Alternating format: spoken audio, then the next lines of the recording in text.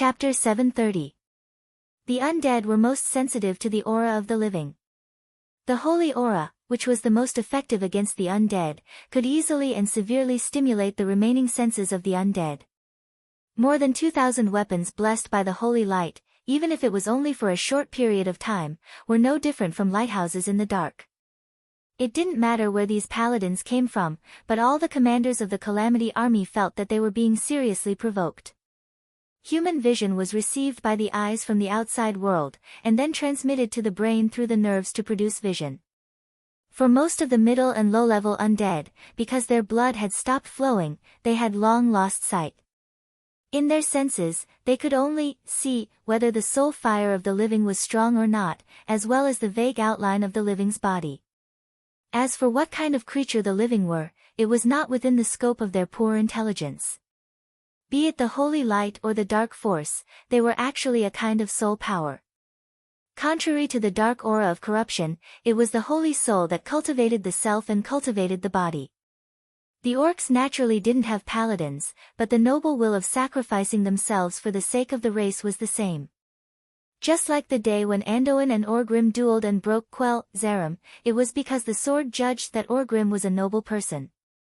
At this moment, these strong-willed orcs were holding hammers that were blessed with the power of holy light. In the eyes of the undead, they were undoubtedly a large number of paladins. The paladins must die. The undead at the front line almost instinctively rushed to the center of the orcs.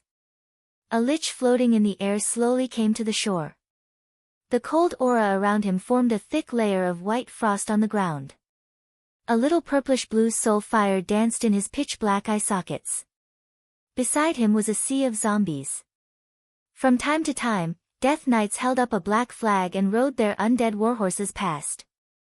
From Lake Lord Emir, the tide spread endlessly. It was the undead army that covered the entire land from the shore.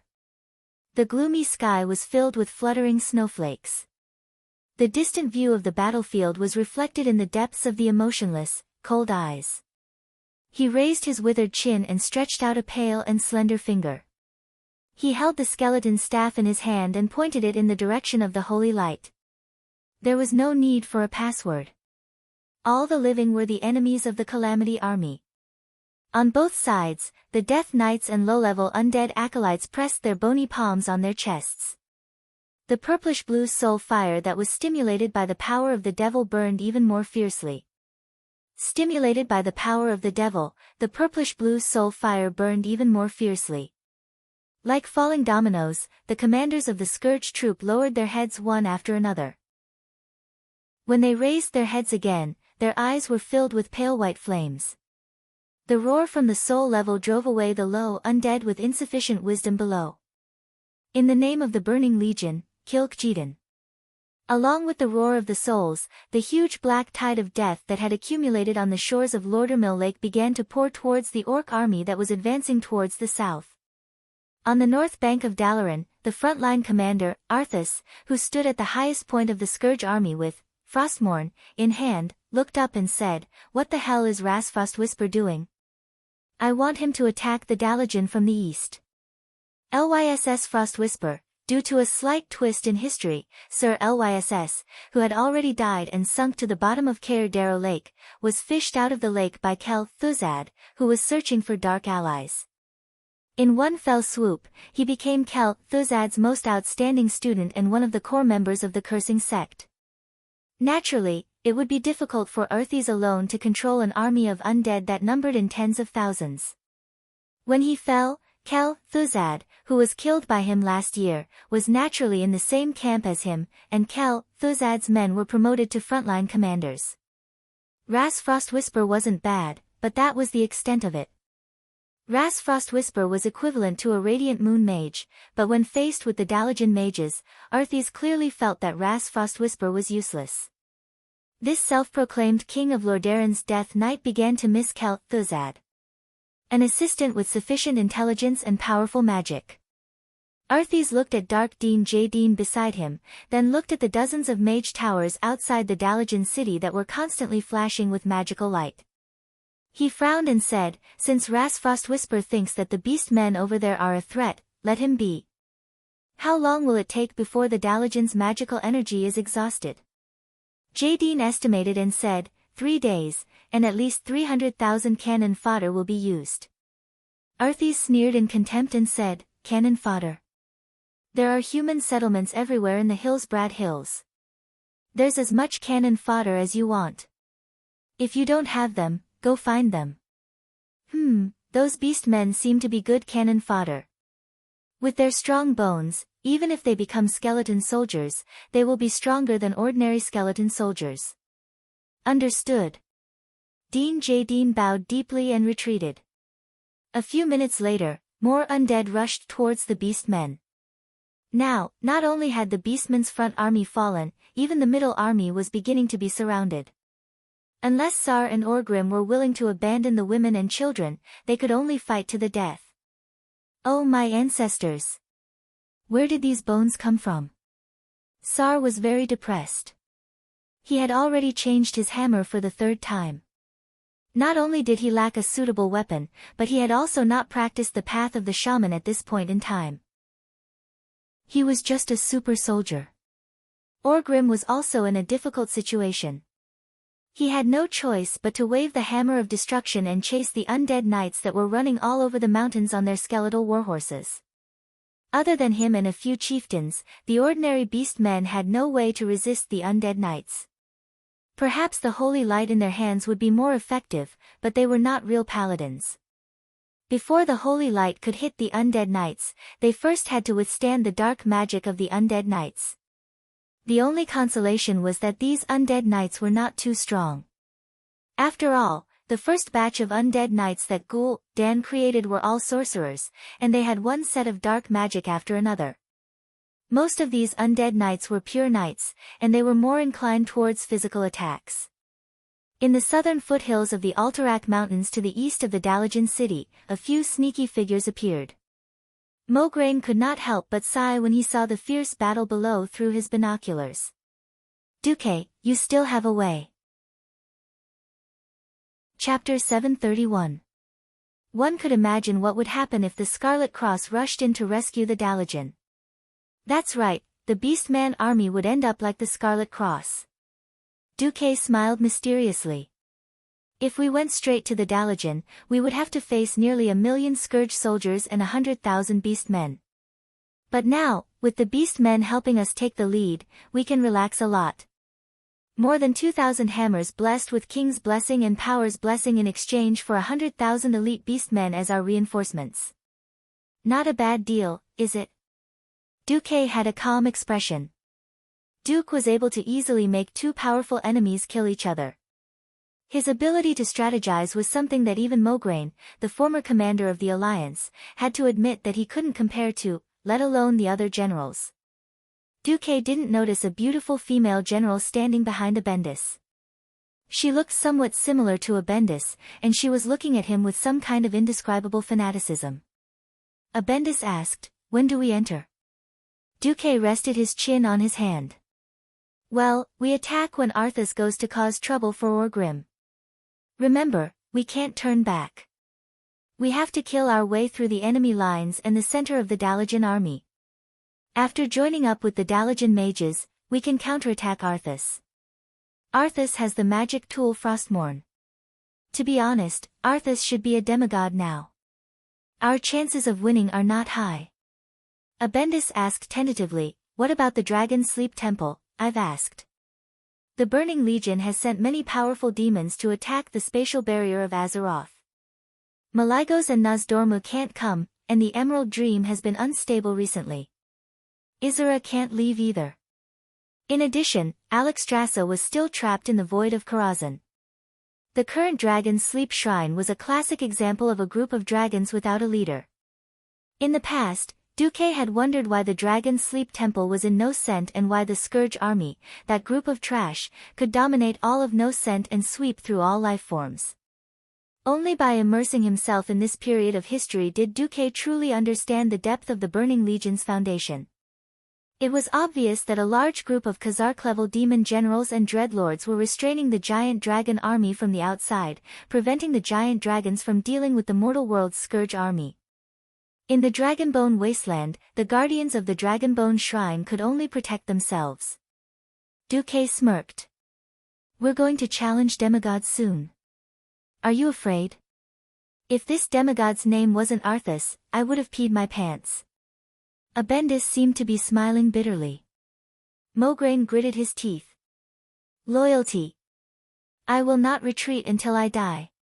Duque sighed. If it were him, he would definitely leave after saving them. There were so many mages in the Dalagen. It would be terrible if they all died here. However, war was fought by humans, and humans had hearts. Even with Kalia's help, Mograine and Abendis would not be satisfied if they did not try to avenge Tyrrhena's and just left like that. At the moment when Wother could not be contacted, Duke did not have a single person who was powerful enough to break the charts. Challenging Arthas with just Mograine, Abendis, and Antonidas would be courting death. If Orgrim, Lord Hal, Grom, and Rexer were included, it would be a different story. In the original history, Grom had a glorious record of killing a demon lord. First, they forced the beast men to fight Arthas. Then, Duque would be able to bring an insufficient number of people and act as real reinforcements in an unkind way. Of course, Duque did not want Mograine and Abendis to die here. We don't know how powerful the peerless Frostmourne is. If things go south, we will quickly retreat in the opposite direction of the Beastmen's retreat. In principle, our goal is to return to the coast of the South Sea City. As long as we reach the South Sea defense line, we will be safe with the help of the cannons. Mograine and Abendis nodded at the same time. Then, they looked at Prince Arthas in the north of the Dalagen, gritted their teeth, and left. No one knew how many undead the Scourge army had created. In the depths of Lake Lordamere, undead kept coming out of the lake. Even with the elites of the Scarlet Cross, it was a very risky thing to attack such a terrifying undead army. One mistake and the Scarlet Cross would become the Undead Crusade. None of the Lordaeron soldiers hesitated, because in front of them was the traitor who had killed the king they swore to serve for the rest of their lives, Arthas. The people of Lordaeron went down to prepare. Elucia, you should go back with Kalia. This will be the cruelest war zone from now on. Kalia had long been teleported to Stormwind City. Even though Kalia already had the strength of a regional bishop, her identity as the Queen of Lordaeron had determined that no one would be willing to risk her life at the front lines. After Duque finished speaking, Elucia did not move. Duque, how long are you going to hide it from me? Are you going to face an evil demigod with your terrible magic circuits? Duque was shocked, and then smiled bitterly. Did you see through me? Where's your Magus hand? 10 years ago, you had the power to wipe out half an army by yourself. Don't think I didn't see you when you made your move at Terran Mill. That kind of proper spellcasting. How is it any different from an ordinary Radiant Moon mage? No, the current you, apart from your superb skills, might not even be able to defeat me. Elucia was right. Duque was not in a good state. Since his return, Duque had been secretly trying to repair his magic circuits. Unfortunately, the ultra-long-distance irregular teleportation not only put a huge burden on the system elf, but also caused Duque's magic circuits to be in a state of constant acceleration and overload because of the many spatial cracks he encountered during the teleportation. His magic circuits were not simply damaged. Many of them were directly burnt and melted. They were no longer orderly, and were almost twisted into a ball. It would not be an exaggeration to say that they were crippled. Duque turned his head slightly, and looked at the intense battlefield in the distance. Elucia, I must go. A tragedy was about to happen. If not to make up for the various regrets in his heart, what was the point of him transmigrating to Azeroth? The current Duque was no longer the Duque of 15 years ago who was good as long as he was not a ghoul. Chapter 732. The more she pretended not to care. Duque needed immediate combat power, and Elucia could provide it. If Elucia's magic circuit was transplanted to Duque, Duque could at least quickly return to the strength of a peak Radiant Moon mage. The more Duque cared, the more he cared. Looking at the burning love in Elucia's pure eyes, Duque suddenly understood why. If just sacrificing a small part of my soul in exchange for my lover's life, it's worth it. Besides, doing this will give me the confidence to stand shoulder to shoulder with Sister Aurelia and Sister Sasha. Her alluring red lips lightly touched Duque's tiger's lips. Elucia gazed at Duque. Or do you hate having my soul merge with yours? Duque could not imagine what kind of pain it was beyond the physical. It was obvious that it would be more terrifying and painful than having one's hands and feet torn off from a human body. No, this was not a simple feeling. It was a feeling of disappointment. 3 years together. Many things could happen. Thirdly, both parties involved in the transplant had to be willing. Whether it was magic or holy light, they were all strange energies that originated from the soul. The magic circuit was a special magic production and circulation channel that was shaped by one's own soul. As long as the other soul resisted, even if it was subconsciously, then the transplant would inevitably fail. Time did not diminish Elucia's love for Duque. Instead, it was like a fine wine stored in a cellar, becoming more fragrant the more it was brewed. Secondly, the magic circuit of both parties must be of the same origin. For example, those who played with Phoenix Flame, and directly transplanted it into Ice Crown, without any transformation would be courting death. 3. But he did not expect that this woman, who was not talented in magic and was destined to be unable to step into the realm of heroes to fight alongside him, would be willing to sacrifice herself for him to this extent. Unknowingly, tears were already flowing down Duque's cheeks. Then, the forest began to echo with Elucia's unsuppressible moans of pain. How many women would be willing to wait for a lover who had been missing for 10 years, and was probably long dead? In the face of Duque's determined look, Elucia gently shook her head. Bit by bit, she sucked on those 2 luscious red lips, sucking in the fragrance that came from her lover. Use my magic circuit. Elucia's smile was so gentle and moving, as if she was saying something that had nothing to do with her. 10 years, the most crucial 10 years for a young girl to become a true lady. With the accumulation of generations, the quality and quantity of magic circuits would be astonishing. Duque had thought that his threat would be effective, and he would see panic on her beautiful face, which was full of mature charm. That way, he would be able to get her to give up on this crazy idea. However, he couldn't bear to watch his friend and hero die. Why was it that most magicians were passed down through aristocratic families, and the first generation of magicians were rarely very powerful? It was no longer a simple friendship or emotional bond. Elucia. You're crazy. Do you know how painful a transplant is? The magic circuit is also a part of your soul. Even if my circuit is burned, it's only that part of the circulation is blocked. But if your circuit is transplanted, it's like forcibly tearing a part of your soul out. Duque shouted agitatedly, grabbing Elucia's arms hard and shaking the woman who had followed him wholeheartedly for more than 10 years. But, Duque shuddered, his face full of horror. He directly pulled Elucia into his arms, one hand gently holding the soft shoulder of the noble lady, and the fingers of the other hand directly touching the intellectual face. 10 years apart. Then, any more words would be superfluous. What else could Duque say? It seemed a little naughty, but in fact, Duque was re-examining Elucia. He wanted to deeply remember every line on this beautiful face, engrave it in his retina, engrave it in his heart, and brand it in the depths of his soul. Duque kissed her hard. 2. Before he came back, Elucia did not abandon his fief, and even conscientiously built his fief into the most prosperous area in the southern continent. For this, Duque was already very grateful. Nearly 5 years of planning and hard work, 10 years of wandering in the void. The life on Earth seemed to have become very far away.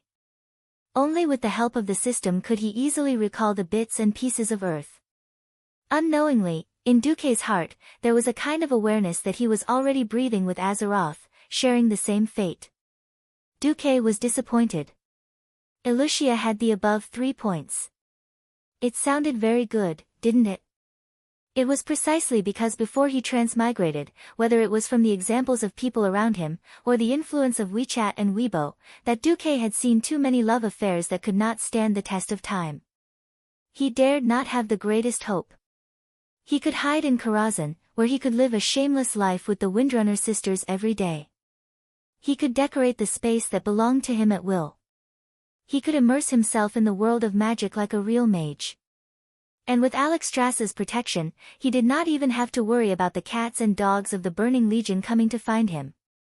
Use her magic circuit. First, both parties of the transplant had to be alive. Once they died, the activity of the magic circuit would quickly dissipate. Duque, I'm not stopping you from going. My great hero. That soft voice naturally made people think of a young wife staying at home quietly waiting for her husband to return. Gently tilting her head, Elucia emphasized, I'm just stopping you from going to die in this state. What else could Duque say?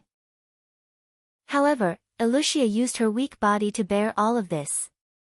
1. Looking at Elucia's face that pretended not to care for his peace of mind, feeling the trembling from her delicate body, Duque's heart had long been drowned in tears.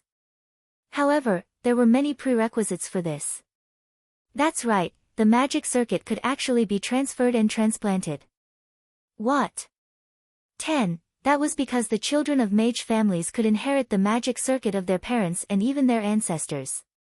Without any flirting or ambiguity, Duque's right index finger slowly moved down the delicate lines of Elucia's face, gently pressing down.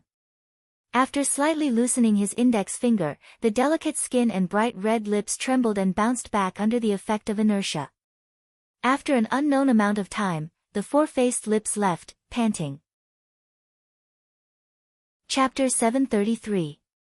When Mograine was worried that something had happened to Duque and ran back with his guards to look for him, all he saw was a lone figure with tear stains on his face.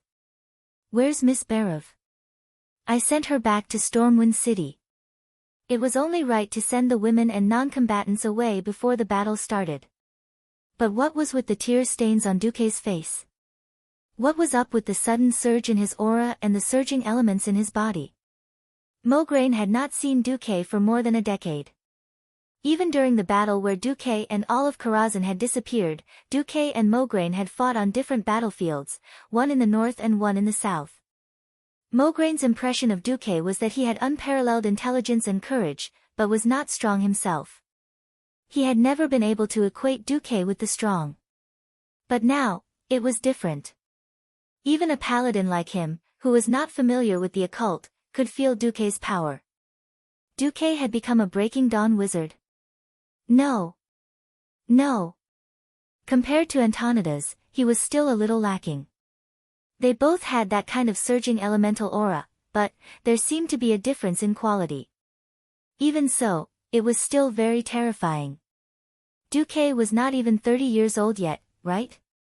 Holy light above, he still looked like he was 18 years old. Mograine's shock was only limited to this. If he had known that Duque was already immortal, perhaps he would have been truly envious and jealous. Quickly collecting his thoughts, they looked down the mountain. The battle between the Orc army and the Scourge army had reached its climax. The elite Orc warriors from Warsong and Frostwolf formed a 5-kilometer-long battle line, holding off the undead tide that was surging from the north to the south. Under the maintenance of this battle line, further south was the migrating Orc army. Countless Orc women and children carried them on their shoulders and arms, leading the small Orcs as they ran. It would be impossible for a human to pass through the Hillsbrad Plains in such a short time under the attack of the undead creatures. Humans had to bring their families and belongings with them. It was destined that human civilians could rarely travel more than 50 kilometers a day. The Orcs were different. The Orcs used the sky as their blanket and the earth as their bed. They were used to a life of hunting, so they were not afraid of starving to death even if they were empty-handed. Moreover, many beast men had just been released from prison, so none of them had any assets. As a result, the speed at which the Orc women and children marched was even faster than a fully armed human army. Attack! You bunch of brainless people! Ras Frostwhisper roared. The sole punishment of a high undead made a large number of intermediate undead tremble. They roared and used the shouts from their souls to drive away the zombies, ghouls, and other low-level undead. They were like endless waves that crashed into the orc battle formation. This time, Ras Frostwhisper wasn't the only one who was startled. Even Arthes was startled. Orcs. Those filthy creatures. Arthes's fall was on the spiritual level, but it did not mean that he had been brainwashed. On the contrary, he knew very well how powerful the orcs were. When he was growing up, Uther had made him fight against orc slaves in order to train him. Similarly, before he had fallen, he had also participated in the suppression of the orc uprising. Most importantly, he had personally experienced the battle where Lordaeron's city had almost fallen, and felt the fear that made him feel ashamed and uneasy even to this day. Even though he no longer thought that he had human emotions, the rage of revenge still drove him to make a decision. Arthes waved his hand. The huge black flag began to move. Beside him were hundreds of death knights riding skeletal warhorses. They had all fought alongside Arthes in their lives, from Andoril in Lordaeron all the way to the bone-chilling Northrend. It was only when Arthes pulled out Frostmourne and fell that Arthes took their lives and turned them into elite death knights. As soon as they started their charge, the orcs immediately sensed them. Thrall shouted, "Orgrim! Do you have any good ideas? Looks like a very powerful guy is coming." Orgrim glanced at the orc women and children behind him, who still had a third of them, and suddenly turned back. Thrall. As the future star who will shoulder the heavy responsibility of reviving the orcs, you answer me as a great chieftain in waiting. Will you abandon your people because of the danger? No. Never. Thrall's answer was sonorous and powerful. Nearby, Grom, Rexer, and the tens of thousands of orcs who were fighting with passion all smiled at the same time. Loktar, if we don't win, we will rather die. How many years had it been? Who knew how many years it had been since the orcs had shouted such a domineering slogan with tens of thousands of people as a unit? At this moment, the old orcs who had experienced the second battle at the dark portal felt like crying. It was another series of extremely fierce slashes, and the zombies and ghouls that had rushed to the front of the orc formation fell like wheat being cut down, one by one. At this moment, Arthas's death knights charged over. The skeletal warhorses looked so thin that only bones were left, but because they emitted an even denser aura of death, the low-tier undead in their path all retreated. The skeletal warhorses were like icebreakers, easily killing their way to the front of the orc army in just a few minutes. This was a clash without any fancy moves. Would the giant wave break the dam? Or would the dam break the giant wave? The strongest sound since the start of the battle told the world an answer: it was a draw. The orcs were not good at defense. Even though it looked like the orcs were on the defensive side, that was just an illusion.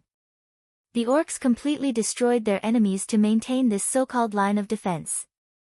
When the Death Knight arrived, the Death Knight would either instantly kill the orc with dark magic, or the orc would use its warhammer that was emitting a faint holy radiance to smash the Death Knight and the skeleton warhorse into dust. The instant confrontation was like a tit against a tat. This was a terrifying way of fighting that seemed more like mutual destruction, and it made the leaders of both sides feel a little pained. Kill, Loktar. In the blink of an eye, it was a chaotic battle.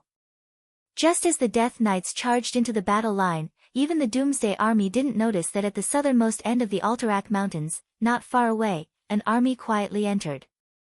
At first, no one noticed this army because outside the army, there was a cold fog that covered a few square kilometers. It felt no different from the Doomsday army's cold canopy of undead. Chapter 734. By the time the commander of the Calamity Army realized what was going on, they were already less than 2 kilometers away from the Dalajan troops. The ground rumbled. Even the stones on the ground bounced a few centimeters into the air. It was impossible to hide from anyone. It wasn't like there weren't any huge monsters in the Scourge. The cave demons that had been transformed from spider demons were one of them, but they were definitely not as shocked as they were now. No. This is not our army. Dean Jaden, who was commanding the army from the rear, suddenly realized what was going on. At this moment, none of the liches had realized what was going on. The mist suddenly dispersed. An army in crimson armor, like a huge red dragon that had just woken up, showed its claws and teeth to the Calamity troop. For the holy light. The 500 paladins of the Silver Hand led the charge. For the peace of the dead, the Knights of Rotterdam waved their weapons that had been blessed with holy light and followed closely behind. Even the Dalajan infantry soldiers who were fighting on the Dalajan city wall 5 kilometers away could clearly hear their battle cry.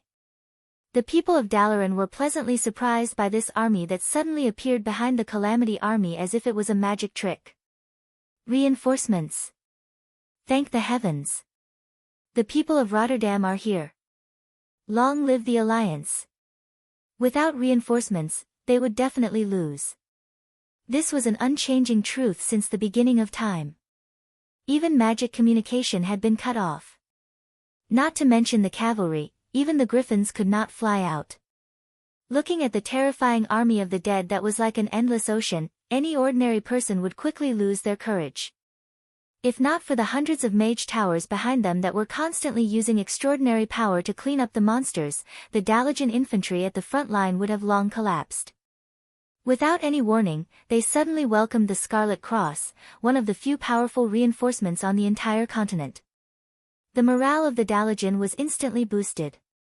On the highest mage tower, Antonidas, who was calculating his mana consumption and using it as rhythmically as possible, was also pleasantly surprised to see this scene.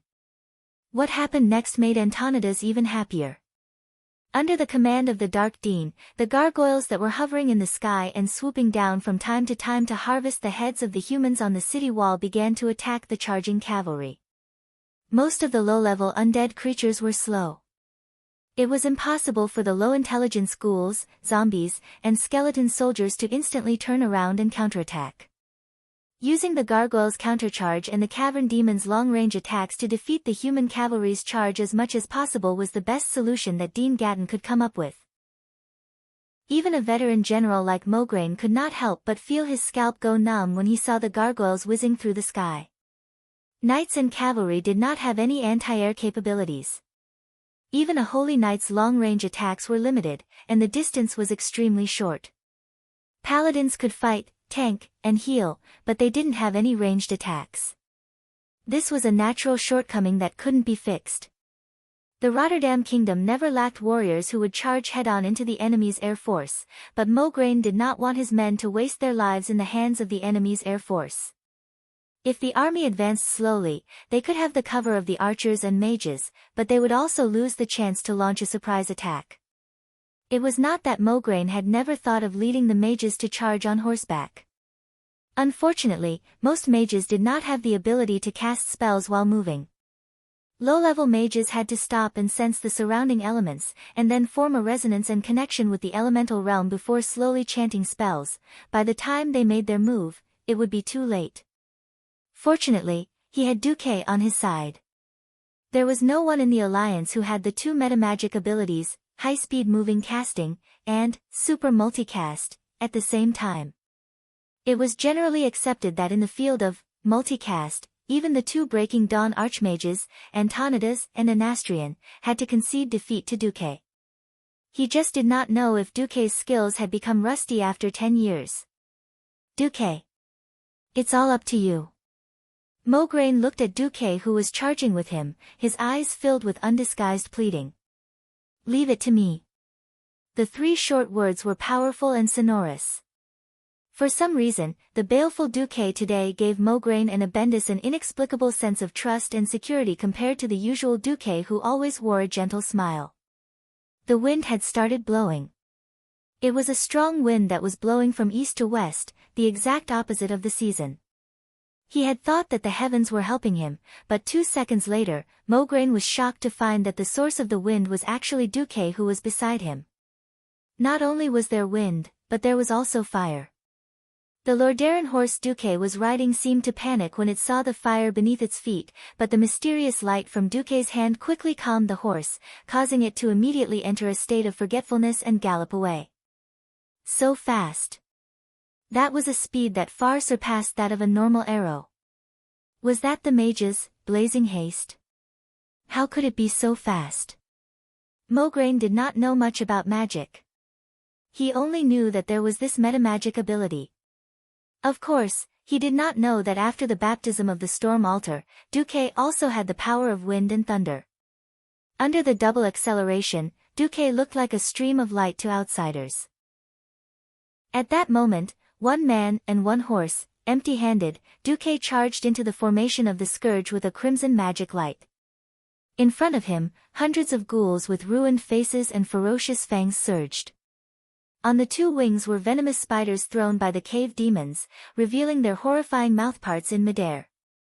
In the sky were gargoyles that could easily tear a knight and his horse into pieces when they dove down with their wings tucked between their legs. 3 layers of attacks came at the same time. No matter how brave and courageous the holy knights were, they were all shocked by this scene. In the next moment, they couldn't believe their eyes. Fire.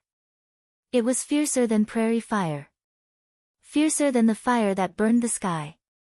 The 1024 hands of magic that suddenly appeared in the void raised 1024 fireballs the size of water tanks. Duque raised his head, emotionless. A string of familiar yet strange green words poured down from Duque's retina. Yes, with the magic circuit transplanted, Duque straightened out his magic circuit. This was like dredging a river with silt. Of course, using a boat to dig away the silt was a solution, but using a larger amount of water to wash away the silt could also be done, but it was more violent and faster. Previously, when his rank temporarily fell, Duque lacked the magic power to solve the problem. Now that he had an external aid that was not much inferior to his, everything would be easily solved. Elucia, your gift, your love, I, Duque, have received. Chapter 735. With an ear-piercing whistle, the fireballs around Duque scattered in all directions. It was a terrifying scene, as though a meteor shower had fallen to the ground. Everywhere the fireballs went, there were thunderous explosions. Thunderous explosions resounded, sparks flew in all directions, rocks exploded, and bones and flesh flew everywhere. The scene at the scorching canyon 13 years ago seemed to replay itself in Mograine's eyes. Back then, it was only possible for an entire dwarven tank legion to create such a scene. But now, Duque had done it all by himself. Perhaps his destructive power was still lacking, but his momentum was definitely not inferior to that of the past. Far away in the south, Orgrim, who had suddenly heard the loud noise from the north, suddenly raised his head. Such a horrified sound naturally made him think of the same thing. The same shocking momentum. The same perfect timing to strike. Even though his vision was limited on the horizon and he had no time to pay attention to anything else in the fierce battle, Orgrim could not help but mutter a name that had given him nightmares for more than 10 years. Duke Marcus. It was as though a lit fuse had cut into the massive group of undead. With this fuse as the center, all the undead parted to the sides. They were forced to move aside in the form of flesh and bones flying everywhere. Broken human legs, broken spider legs, shattered stone fragments of the gargoyles, that kind of visual impact caused everyone who saw this scene to be shaken to the core. Duque's speed was too fast. A few seconds after he and his horse swept past, the huge fireballs that flew out exploded in the distance. It looked as though the ground had been forcefully plowed open by a huge plow, and the soil fell in all directions. As soon as Duque passed, there was a series of explosions behind him, and the undead formation was in disarray. Charging head-on with the enemy's spear formation was the worst strategy. Even if the enemy's back was facing them, it was not advantageous for them to charge if they stood too closely together. After all, there were many huge creatures among the undead, such as the cavern demons that were almost 2 men tall. If they were to collide with them head-on, it would definitely result in the deaths of both men and horses. Only with the right amount of sparseness was the best place for the cavalry to display their might. Seeing the gaps in the Doomsday Army's defense line, Mograine and Abendis shouted at the same time, "Good." Duque had never been a cavalry commander for even a day, but he had long understood the true meaning of military formations after years of leading troops. If the Scarlet Cross could not grasp such a perfect opening, then they would be letting down their reputation as elites. The Dark Dean Gatling, the man who had taken over the Berev family's fortress and turned Caer Darrow into the base of the Cursed Gods cult, the man who turned Scholomance into a true academy, screamed in pain. No, in the absence of Kel Thuzad, he and Ras Frostwhisper were competitors. Lys represented the Scourge, but he was more inclined towards Kel Thuzad's direct line of descent. Just now, when Rhys couldn't take down the Beast Men, he was happy to watch the show, but now it was his turn to suffer. He didn't dare to imagine what would happen if he were to squander the army right after Arthas, the King of Death, handed it over to him. How would Arthas deal with him later? In the heart of Lich King Nazul, Arthas's position was much higher than that of Kel Thuzad, the Dark Wizard with a damaged soul. What's more, Kel Thuzad had been killed by Arthas and hadn't been resurrected yet. Gatling could see that Duque was the key to the entire human army. As long as he killed Duque, he was 70% sure that he could take a breather and then swallow this human army. He couldn't watch any longer, so he made a decisive move. 7 continuous, incomparably gorgeous flashes allowed him to cross over a distance of more than a kilometer, and in an instant, he reached Duque's side. Not good. The layman watched the show, while the experts saw the artistry. Duque's sea of fireballs looked incomparably gorgeous, and he could almost single-handedly deal with half of the Scourge army. In the eyes of experts, Duque was actually a scumbag with a little bit of cleverness. Why? Because Duque only used low-level, flame blast. Even Antonidas, who was watching this scene through the magician's eye, was fooled by Duque's seemingly gorgeous but actually weak methods. The veteran Breaking Dawn wizard subconsciously thought that Duque had been seriously injured while rushing back from the void. In fact, this was indeed the case. However, no one would have thought that Duque had used Elusia's magic circuit to resurrect with full energy. At this moment, Duque looked like he had the power of a peak morning star. The name of the best actor Duque was not just for show. Die. Gatling flashed over, and the first thing he did was sacrifice. He didn't even notice the trace of mockery at the corner of Duque's mouth. Mirror image of truth, activated. The only thing Gatling's demonic flames burned was the poor horse. In the next moment, the light of flash lit up behind Gatling. Not good. I've been tricked. The elemental undulations that suddenly erupted from Duque didn't seem like that of a weak morning star wizard. This was clearly a radiant moon who was at the same level as Gatling. And not just any ordinary radiant moon, but one that was about to step into Breaking Dawn, a half-step Breaking Dawn wizard. Gatling's intestines turned green with regret. Why had he courted death? He'd actually been so hot-headed as to personally deal with someone else's trump card? Those who could charge alone were either idiots who only had courage left in their minds, or people with shocking strength. Evidently, the other party was the latter. Without any hesitation, Gatling flashed as well. Who knew that a scene that scared Gatling out of his wits would appear? A radiant moon wizard could flash more than 100 meters away. Gatling could jump more than 200 meters with his full strength. With a radius of 200 meters, this was an extremely large range. He never expected that at the spot he'd set up, the same radiance of flash would light up almost at the same time. That's right. Duque's vengeful spirit had caught up. This is impossible. Gatling cried out in alarm. It was impossible for other mages to do so. Sensing such minute magical undulations from a warlock who was a wizard and used the power of darkness in the canopy of necromancy that was filled with the aura of death? This is impossible. As if to confirm his thoughts, Gatling once again activated flash, and then let out another cry of despair. The combination of Duque and the system elf made the impossible possible.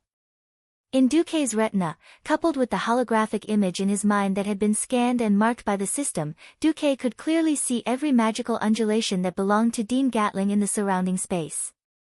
This final boss of Scholomance, one of Kel Thuzad's left and right arms, was just a dancing clown in the palm of Duque's eyes. Die!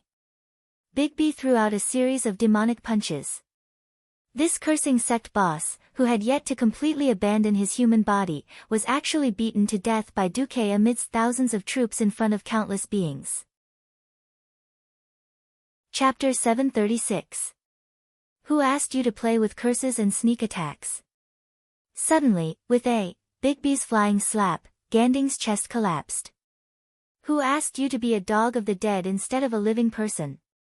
With another Bigby's Vajra fist, Ganding's face was crooked. Who asked you to occupy my woman's home and play disco dance on her grave? With another Bigby's shattering palm, Ganding's tortoise head was directly smashed into his chest. As the saying went, only Pharaoh understood Pharaoh the best. The sorcerer who had turned into a sorcerer had as many control skills as the stars in the sky. Flash, icicle, ring of ice, sheep transformation, fear. However, when Duque attacked so quickly that Ganding couldn't use any control skills, the fastest way to break his mage shield was not elemental attacks, but the most violent physical damage. The most ruthless part of the Bigby's Pig Hand series, oh no, the Magic Fist series, was that it turned elemental damage into physical damage.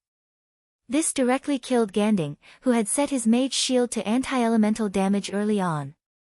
If Ganding knew that the person in front of him was Duque, the most active hero of the Alliance in the Battle of the Dark Portal more than 10 years ago, he would never have rashly come to kill him. However, Duque had been missing for 10 years. How many people would pay attention to a former hero who had been missing for 10 years and had been determined to be a dead man in battle? Even Kel Thuzad had only casually mentioned Duque's name. This time, Ganding's death was not unjust. Ah! Accompanied by Ganding's vague scream, the chain of command of the Northern and Eastern Legion of the Scourge army surrounding the Dalajan broke.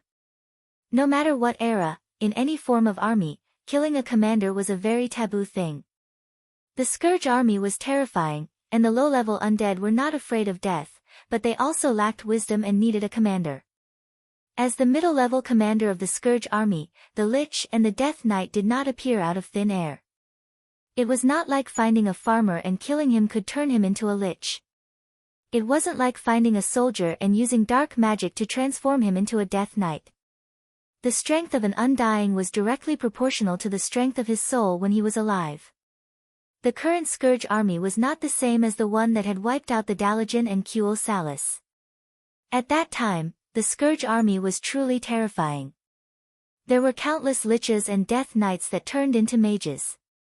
Due to the fact that they did not completely devour the Rotterdam city, many of the elites of the Rotterdam kingdom took the opportunity to escape by boat. Other than the Arachne army, Arthas' Scourge army was lacking in many parts. Even the commander could only be transferred from Kel Thuzad's cursing sect. Dark Dean Gardine was killed by Duque, and there was suddenly a lack of a big shot who could really unify the opinions of the liches. The Doomsday army was obviously in chaos. They had lost Gadon and could not contact Arthas. At this moment, Arthas was surrounded by a few Horde heroes. Some led the Undying under their command to continue attacking, some wanted to change the main direction of the army and counterattack the Scarlet Cross army, and some chose to retreat into Lake Lord Emir after not receiving any new orders. One could imagine the chaos of the Scourge army. From the dead Dark Dean Gardine, Duque took the Dean's staff, which was known as one of the 7 weapons of the past. It was a staff with a goat horn demon skull at the top, and a few layers of bone spikes at the top and tail of the staff. It was quite an evil-looking staff. The biggest feature of this staff was enlightenment.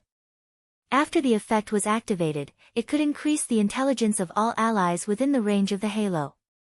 Its significance was that it could allow magic apprentices to safely use the temporarily increased intelligence to experience higher-level magic when their own intelligence was not up to the standard.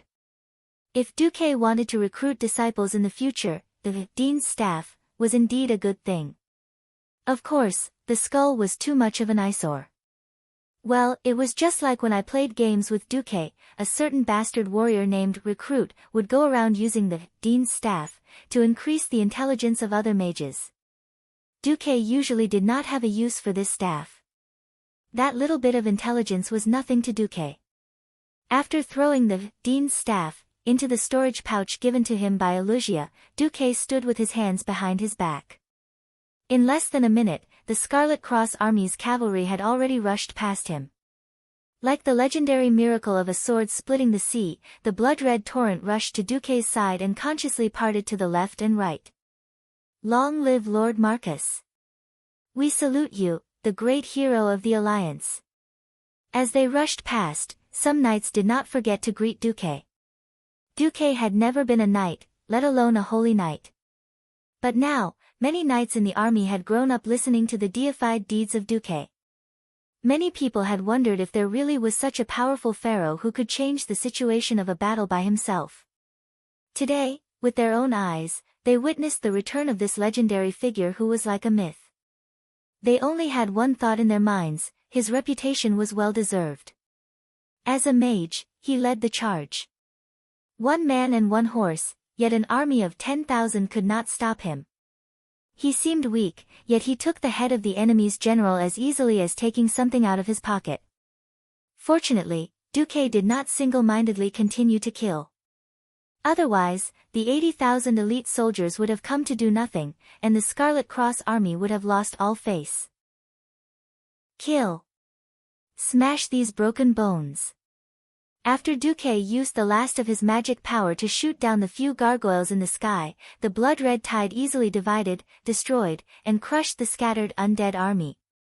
After an unknown amount of time, the Scarlet Cross Army finally met up with the Dalajan army that had rushed out of the city. Duque. Where is Duque? Riding on a spotless white horse, using the ice element to repel all impurities, Antonida's appearance was getting more and more flashy. Escorted by a group of high-ranked mages and knights, Antonidas eagerly rushed to see Duque. On a small hill, Duque welcomed Antonidas with a bendis on his left and Mograine on his right. Oh my god! Am I really seeing a ghost? Duque, you're actually still alive. Duque was a little embarrassed. The next second, Antonida's words made Duque a little unhappy. If the one who came to warn us wasn't Medivh, that guy who might have been blinded by the devil, but you, the Dalajan, wouldn't have suffered such heavy losses. Sigh, why didn't you come back earlier? This was not a joke, but a real complaint. Chapter 737. Why did people often say that he was senile? When people got older, their bodily functions would decline. Many times, they would have a different way of dealing with things than when they were young. Before Duque traveled to this world, there was a psychological study. If a person did not try something that he thought was terrible before the age of 30, there was a 90% chance that he would not try it again after the age of 30. For example, bungee jumping. The Antonidas who appeared in front of Duque looked even older. Wrinkles crawled up every corner of his face. Although his eyes were still lively, the twinkle in his eyes told everyone that he was suspicious. You people from Lordaeron are only here now. Are you waiting for the Dalajan to kneel before you come to reap the rewards? You, Duque, did not come earlier or later. Arthas killed his father here, and you're already here. Seeing Antonida's gaze, Duque's heart skipped a beat. There were not many decades in one's life. 10 years might pass in a flash in the eyes of young people, but in the eyes of old people, it was extremely long. On the way here, it was not that Duque did not hear from Elusia about the filthy affairs of Lordaeron. In the past 10 years, the kingdom of Lordaeron had annexed the old territory of Alterac in order to expand their territory. In order to support his son, Tyrrhenas stripped Uther of his title indiscriminately because Uther opposed Arthas' slaughter of the orphanage. The Dalajan had begun to play closed door, refusing to export mages to other countries. King Garen of Stormguard was acting recklessly. Gilnis had closed the country. 10 years of open and secret strife was enough to wear away the camaraderie that had accumulated in the alliance against the Horde. The only fortunate thing was that the reconstruction and development of the Kingdom of Stormwind and Cosmodin in the southern continent was quite good. At least the military framework of the alliance had been preserved. In the face of Antonida's rebuke, Duke was neither humble nor pushy.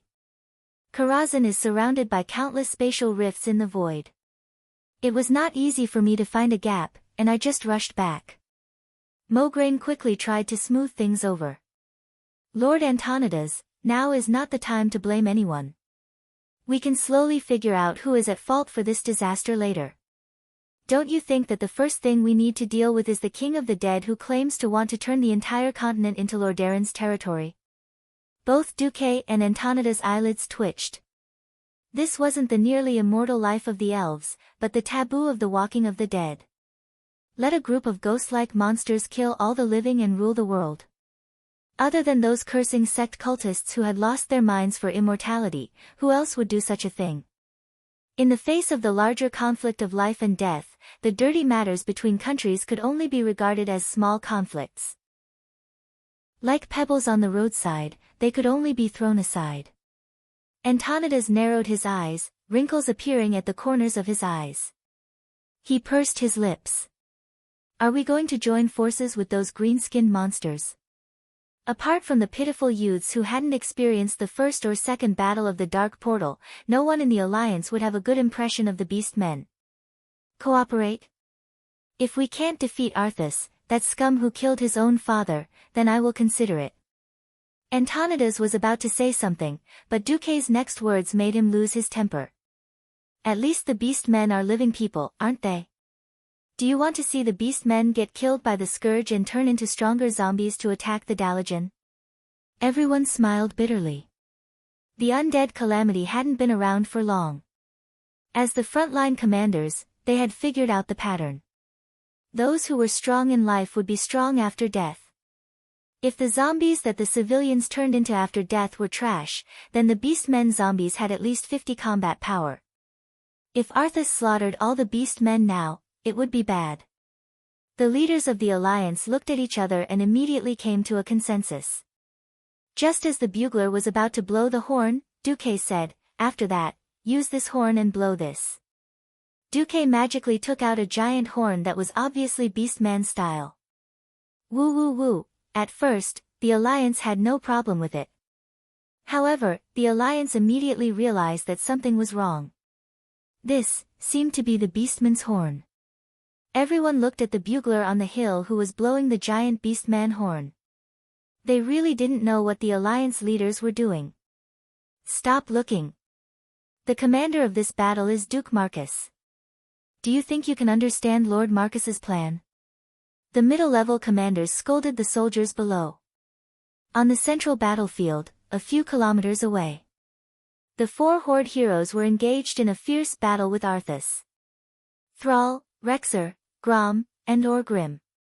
These four Horde heroes were definitely fierce people who could fight against 1,000 men. The four of them ganged up on Arthas. They thought that they could take him down no matter what. The Death Knights first appeared in the Horde. As a monster created by Ghoul, Dan, Orgrim was still a little wary. He knew about the skills of the Death Knights.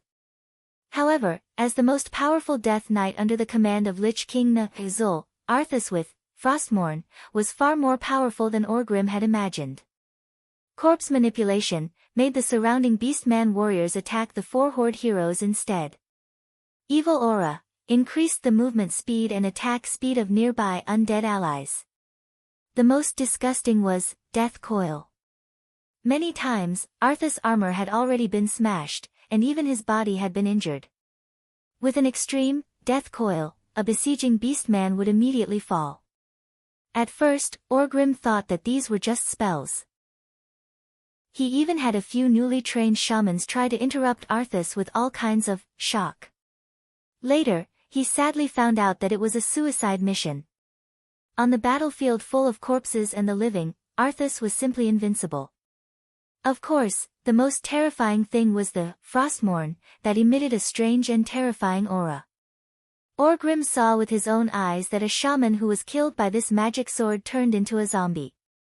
Even his soul was sucked into this evil rune magic sword, unable to reincarnate. At first, Orgrim and Grom could suppress Arthas with their superb martial arts. Who knew that this former prince of Lordaeron was also a true martial arts genius? After a dozen rounds, they were evenly matched with Orgrim and Grom.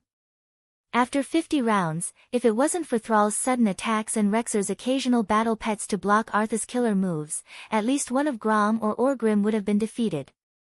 This can't go on. Just when the four horde heroes were in a difficult situation, they suddenly heard a strange horn sound that belonged to the horde. Chapter 738. The horn of the horde was very special. Of course, ordinary humans wouldn't be able to remember the cadence and rise and fall of the horn. Duque had never been an ordinary person. As long as they systematically intercepted the name of the horde and compared it with the actions of the horde, it would be easy to analyze it. After all, the grammar of the orc language wasn't too different from the grammar of the common language. Generally speaking, it was still a subject, predicate, object structure. Once they understood this, they would understand. The horn that came from the human alliance translated into orc language: "We will attack the enemy from the north, please cooperate." No. This isn't our horn. Orgrim was the first to realize. Whose? Before Thrall could ask, a trumpeter nearby already asked, "Which tribe are you from?" The other side was silent for a few seconds before the sound of a bugle horn was heard. Then, Orgrim's side was silent for a few seconds. For a moment, Orgrim almost wanted to turn around and run at all costs. Wasn't this a trap? Thrall was stunned for a moment and almost got hit by Arthas. He rolled on the ground awkwardly to avoid Frostmourn's horizontal slash. It wasn't just the four horde heroes, the entire orc army was in an uproar. It was a note that hadn't been played by a trumpeter for more than 10 years. This note only meant one thing. It was a name that was almost forgotten. No old orc wanted to mention it, but they had to remember it: Duke Marcus. The general meaning of the horn was, "I'm Duque. Do you need help? If not, I'll leave." On the horde side, those who only had muscles left in their heads and were always saying, "Don't be a coward, just do it." Their graves were already 3 feet high. Those who could survive more than 10 years of hiding were not idiots. Not to mention these big orc bosses. Orgrim and Rexer were captured in the Battle of Scorching Canyon, and it took them many years to escape. Grom was chased by the Windrunner sisters in Tirisful Glades for many years. At first, it was the eldest and second sisters, and then Sylvanas chased him for a long time. Although Sal had changed places, he had been a slave gladiator for a long time. The unusual movements of the human army, the heavy weapons that were left behind in the military camp, the sudden attack of the Calamity army, the ridiculously powerful leader of the Death Knights, and finally Duque, who had revealed his identity. If they still didn't know that this was all Duque's plan, then Orgrim and the others would have wasted their lives. "It's that demon Duque." Grom used Bloodhowl to block Arthas' attack head-on as he cursed, "How dare he say that he's joining forces with us? He's the only one who can be so shameless." Orgrim gritted his teeth as he gave Arthas another blow with his hammer. His mouth was filled with bitterness. "What do we do?" Sal shouted. What to do? What else could he do? Even if they knew that it was Duque, that bastard, who dug a hole for them, the whole tribe would still be in trouble. What else could they do? Could he still beg for mercy from that inhumane dead face? Arthas couldn't wait to turn them all into corpses. The tribe could have a backbone and not let Duque come over. Maybe the humans would find a way to deal with the additional hundreds of thousands of orc zombies, but so what? But if the humans didn't come over, the tribe would kneel. Now the tribe wanted to revive, not be destroyed here. Orgrim dodged and used a dying beast man as a shield to block Arthas, Death's Coil. Thrall. Do you understand? As a leader, there are many times when your decisions are accompanied by pain. Pain? Yes. Ever since he was young, he had regarded Duque as his enemy and Duque as his imaginary enemy. Finally, this legendary, possibly dead great devil had appeared in front of him. Who would have thought that in their first meeting, they would fall into Duque's trap and have to beg Duque to save them? The feeling of being fooled and crushed by Duque in terms of intelligence filled every cell in Sal's body. However, Thrall was determined and wise. He exchanged glances with Orgrim and quickly made a decision. 5 kilometers to the north, the Scarlet Cross army had regrouped after a battle that was not too intense. Although they weren't completely unscathed, it was definitely a rare victory. More than 200,000 zombies, tens of thousands of ghouls, and thousands of cave demons and gargoyles had been destroyed. The Dalajan infantry regiment was organizing to clear out the remaining enemies and carefully collect the corpses, preparing to burn them all. Duque had said that even if the corpses were disassembled, the Scourge could still use the bones to create more terrifying undead creatures. Duke's description of the Scourge army had easily frightened a few members of the Kirin Tor parliament. Duque secretly heaved a sigh of relief. Fortunately, it wasn't the Scourge yet. The abomination, a monster made from a large number of corpses and a mountain of flesh, had yet to be born. Similarly, the evil dark liches hadn't developed the blood and bone puppets, which were a mixture of flesh and bones. It seemed that Arthas hadn't gotten the ice dragon army either. The Scourge now was far weaker than it had been in history. Well, it should be the same for Arthas. The original Arthas had experienced the massacre of the holy city of Stratholme, and the mental blow he had suffered was far greater than the burning of an orphanage. After all, it was a competition between him and the Dreadlord to see who could burn the infected residents faster but hadn't completely turned into zombies. The torture of conscience like a death match was definitely much greater than burning a group of orphans. It was true that he was now the most powerful Death Knight, but the human nature left in his soul made his dark powers far weaker than he had been at the same time in history. This was what Duque could make use of. As long as the Horde's fierce warriors were the vanguard, Duque had a 50% chance of making Arthas kneel here. After the horn sounded, Mograine was a little nervous and a little perturbed. Will the Horde agree? It wasn't just the Horde that couldn't change their minds. The alliance was almost the same. Suddenly hearing that they wanted to ally with the Horde? If the one who made this proposal wasn't the legendary hero and the current commander of the alliance, Duque, the generals below would have already made a fuss. If anyone has the confidence to defeat an undead army led by a death demigod with just the strength of humans, I'll give him the position of commander. Duque's one sentence suppressed everyone's different opinions. At this moment, Duque's lips curled into a confident smile. The Horde will agree. Chapter 739. As soon as Duque finished speaking, a clear and sunny voice interrupted. If that's the case, count me in for the surprise attack later. Duque was dumbfounded. Your Highness Cael'thas. It was the handsome high elf Prince Cael'thas Sunstrider. If he had not come, Duque would have almost forgotten that ever since he led the army to surround Cuel Salis and failed, Prince Cael'thas, whose reputation had plummeted, was once again sent to the Dalajan by his father and the Silvermoon Council to further his studies. Yes, it was indeed to study, exile. Sometimes, Duque could not help but wonder if he was too dazzling and had instead caused trouble for Cael'thas. However, who could be blamed for that battle back then? If Cael'thas had really been possessed by the god of war and defeated the Horde, then Duque would not have been able to retreat thousands of soldiers with one flag. Looking at Cael'thas' sincere face, Duke suddenly had the urge to help this bitter prince no matter what in the future if he had the chance. Arthas, who has Frostmourne, is likely to have demigod-level strength, even though he has not fully unleashed it yet. As Duque said this, the smile on Cael'thas' face became gentler. If you're not afraid, what should I be afraid of? Your Highness, you. It was very rare for Duque to see something called courage on Cael'thas' face. We all have the same life. I don't think I'm any different from you.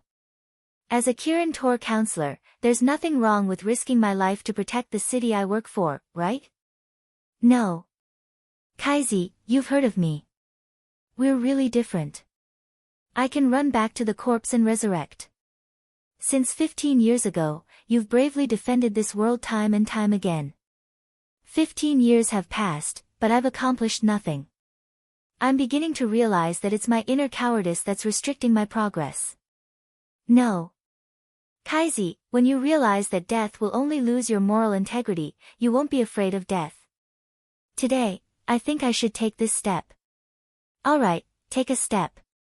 Don't blame me if you pull your balls. Duque no longer had any anger towards Cael'thas, who had transformed into Xuanzang's chanting state. At this moment, a series of high-pitched and low-pitched bugles came from the distant battlefield. Hee hee. As expected of a tribe. Duque smiled. What did the green dwarf say? Antonidas asked. Duque pursed his lips and translated, we can work together this time. After that, we'll still be enemies. Humph. Several big shots of the alliance snorted coldly. Their faces were filled with a strange expression that said, beast men are so unreasonable. Duque didn't dare to speak. At the end of the day, he was the one who had dug the pit for the orcs to jump into. Although the alliance and the horde had been enemies for generations, the orcs had indeed reached their limit as they wanted to cooperate with each other. Duque was also worried. He had been given such a bad hand as soon as he returned. If he had the elites of the watchtower, would he still need to make use of the orcs? First, the orcs were overturned, and then Arthas' doomsday army was flattened. The most troublesome thing was that the best holy knights weren't by his side. What could Duque do? We can act later, Antonidas said in a low voice. Duque glanced at the breaking dawn mage and sighed in his heart. Old man Antonidas is old, stubborn, and corrupted. If they acted later, they could weaken the orcs, but in a sense, they would also be watching the orcs and the doomsday army fight to the death. However, this was too short-sighted. At this point in time before Archimonde, the big shot of the Burning Legion, arrived, Arthas, as the strongest Death Knight, was the biggest threat. To a certain extent, the alliance would benefit from an internecine outcome. It would be very difficult to trick the horde into joining them. Duque didn't know if he could stop Archimonde's arrival. If he failed, it would obviously affect the upcoming Battle of Mount Hyjal. That would be the first time the alliance, the horde, and the night elves worked together. So after hearing Antonidas' suggestion, Duque shook his head. No. Compared to the horde, who has lost the courage to fight us, Arthas is the biggest threat. If we let the horde go, it's just another battle. The alliance will have an 80% chance of winning. However, if we let the Doomsday Army go, the entire Rotterdam will not see a single living person for 3 months. Duque's description of the future was a little exaggerated. However, the snowballing ability of the Doomsday Army to turn people into zombies was undoubtedly very shocking. Antonidas was silent. Woo woo woo, the alliance's marching horn sounded. This time, there were no reckless cavalry charges. Instead, the heavy infantry with big shields was in front, the spear team was in the third row, the javelin team and the archer team were in the middle, and the cavalry was in the 2 wings. It was a standard Rotterdam army formation. At the back were the Dalagan mages and their guards. The infantry and cavalry trotted all the way in a perfect and oppressive formation, pushing straight towards the back of Arthas's Doomsday Army. Don't be afraid. Don't hesitate. The holy light shines on us. Those monsters are no longer our family. They're evil undead. Blow up their heads and chop off their claws. Don't stop until their heads are smashed into smashed watermelons. Even if these monsters bite you, they might turn you into monsters like them. The wounded should retreat immediately and request for the priest's holy light treatment. If there are no priests or paladins around, when you lose all feeling in your limbs, you have to break them immediately before the numbness spreads to your body. Otherwise, you'll become a damned living dead. Bring the holy water with you. It will save your life at the critical moment. The Alliance's lieutenants kept shouting, reminding the soldiers of various things to take note of. Those were originally the experiences that the Silver Dawn and the Scarlet Crusade had gained from decades of extremely tragic and cruel wars in history. They were distributed by Duque in advance. No one knew how Duque got those experiences. However, just like the veterans who had become officers, they believed in Duque unconditionally during the World War II at the Dark Portal. Now, they still firmly believed in him. It was different from the orcs' wild way of killing their enemies. The orcs killed 10,000 of their enemies and lost 3,000 of their own. Then, these 3,000 would turn into zombies to find trouble with their own people. The Alliance's destruction of the Doomsday Army could be said to be quite thorough. Most of the zombies and ghouls that pounced on them were first baptized by the mages, firewall spell, and then by the arrows and javelins before they could reach the front of the formation. When the sparse undead pounced on them, the third and fourth rows of spearmen would often accurately pierce the heads of these undead that were charging straight at them. If there were any that slipped through the net, a sword-and-shield soldier would first hold them off. Then, several spears would directly stab the zombies into specimens. Finally, the sword-and-shield soldier would use short swords to chop the zombies into parts. Chapter 740. At first, the orcs were very dissatisfied when they saw how slowly the humans were advancing. Even though the chiefs announced that the humans were temporary allies, the orcs still despised the humans. They felt that the humans were only doing their job. Soon, the orcs began to change their opinion. If the orcs' battle line was an unstable blender, with zombies often breaking through the defense line, then the humans' battle formation was the most terrifying shredder. Tens of thousands of scourge soldiers pounced on the humans' battle formation. It looked like a raging wave crashing onto the shore, but it was useless.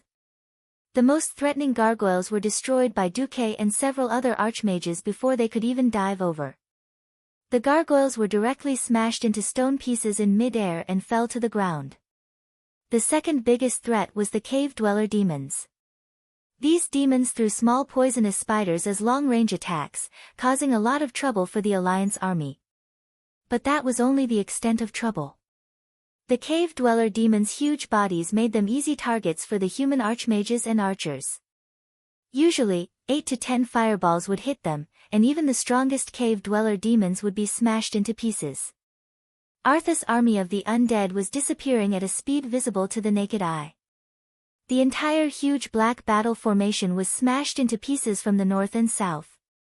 This is impossible. Through the soul connection, Arthas also sensed the decline of his army. He suddenly turned around and saw the imposing Scarlet Cross army.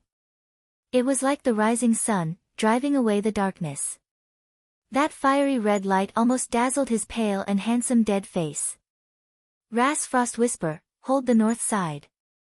Sensing the death of the Dark Dean, Ras Frostwhisper already knew that the Alliance army was not to be trifled with. Unfortunately, as the substitute of the Lich King, Arthas' status and will were absolute. Lich King Zul, who had become a pure soul and was sealed in a block of ice, would certainly not allow Ras Frostwhisper to be a scapegoat for such a small matter.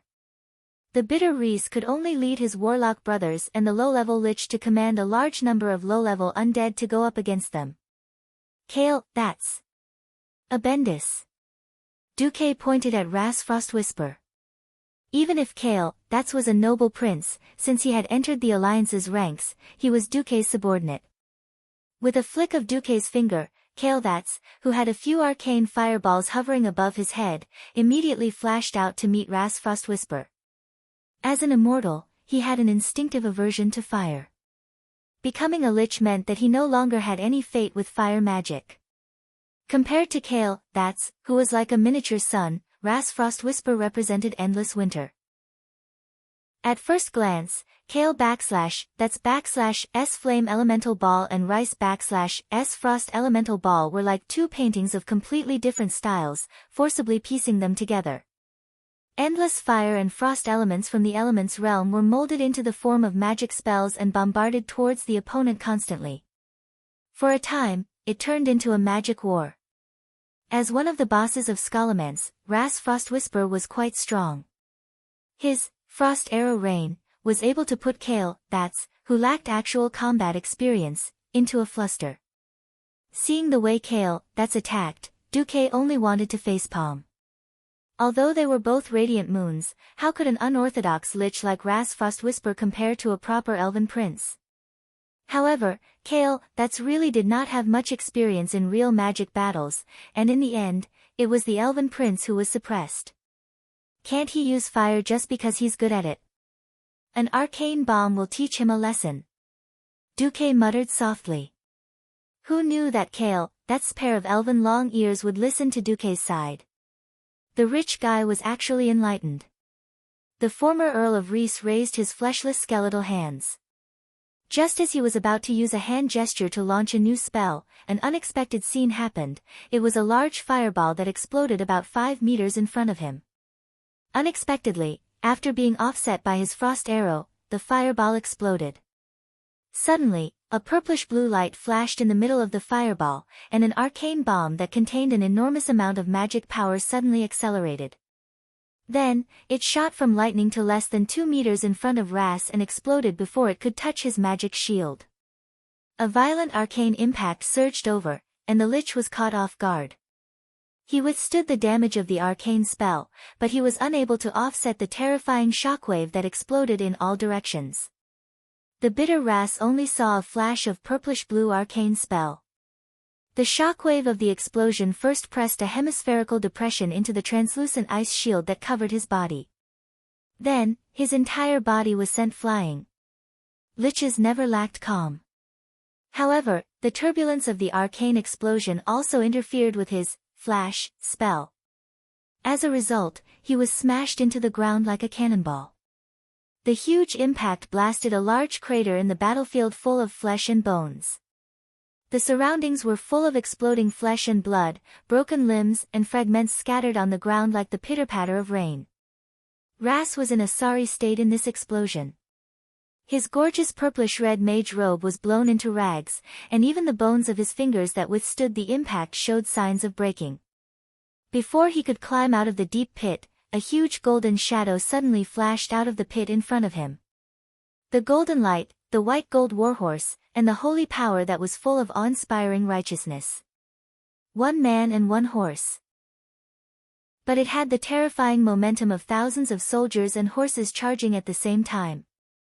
Ras Frostwhisper, who had not yet figured out what happened, first felt his face heat up, and then he immediately felt the holy light contained in the holy light hammer and the destructive power it brought to his body.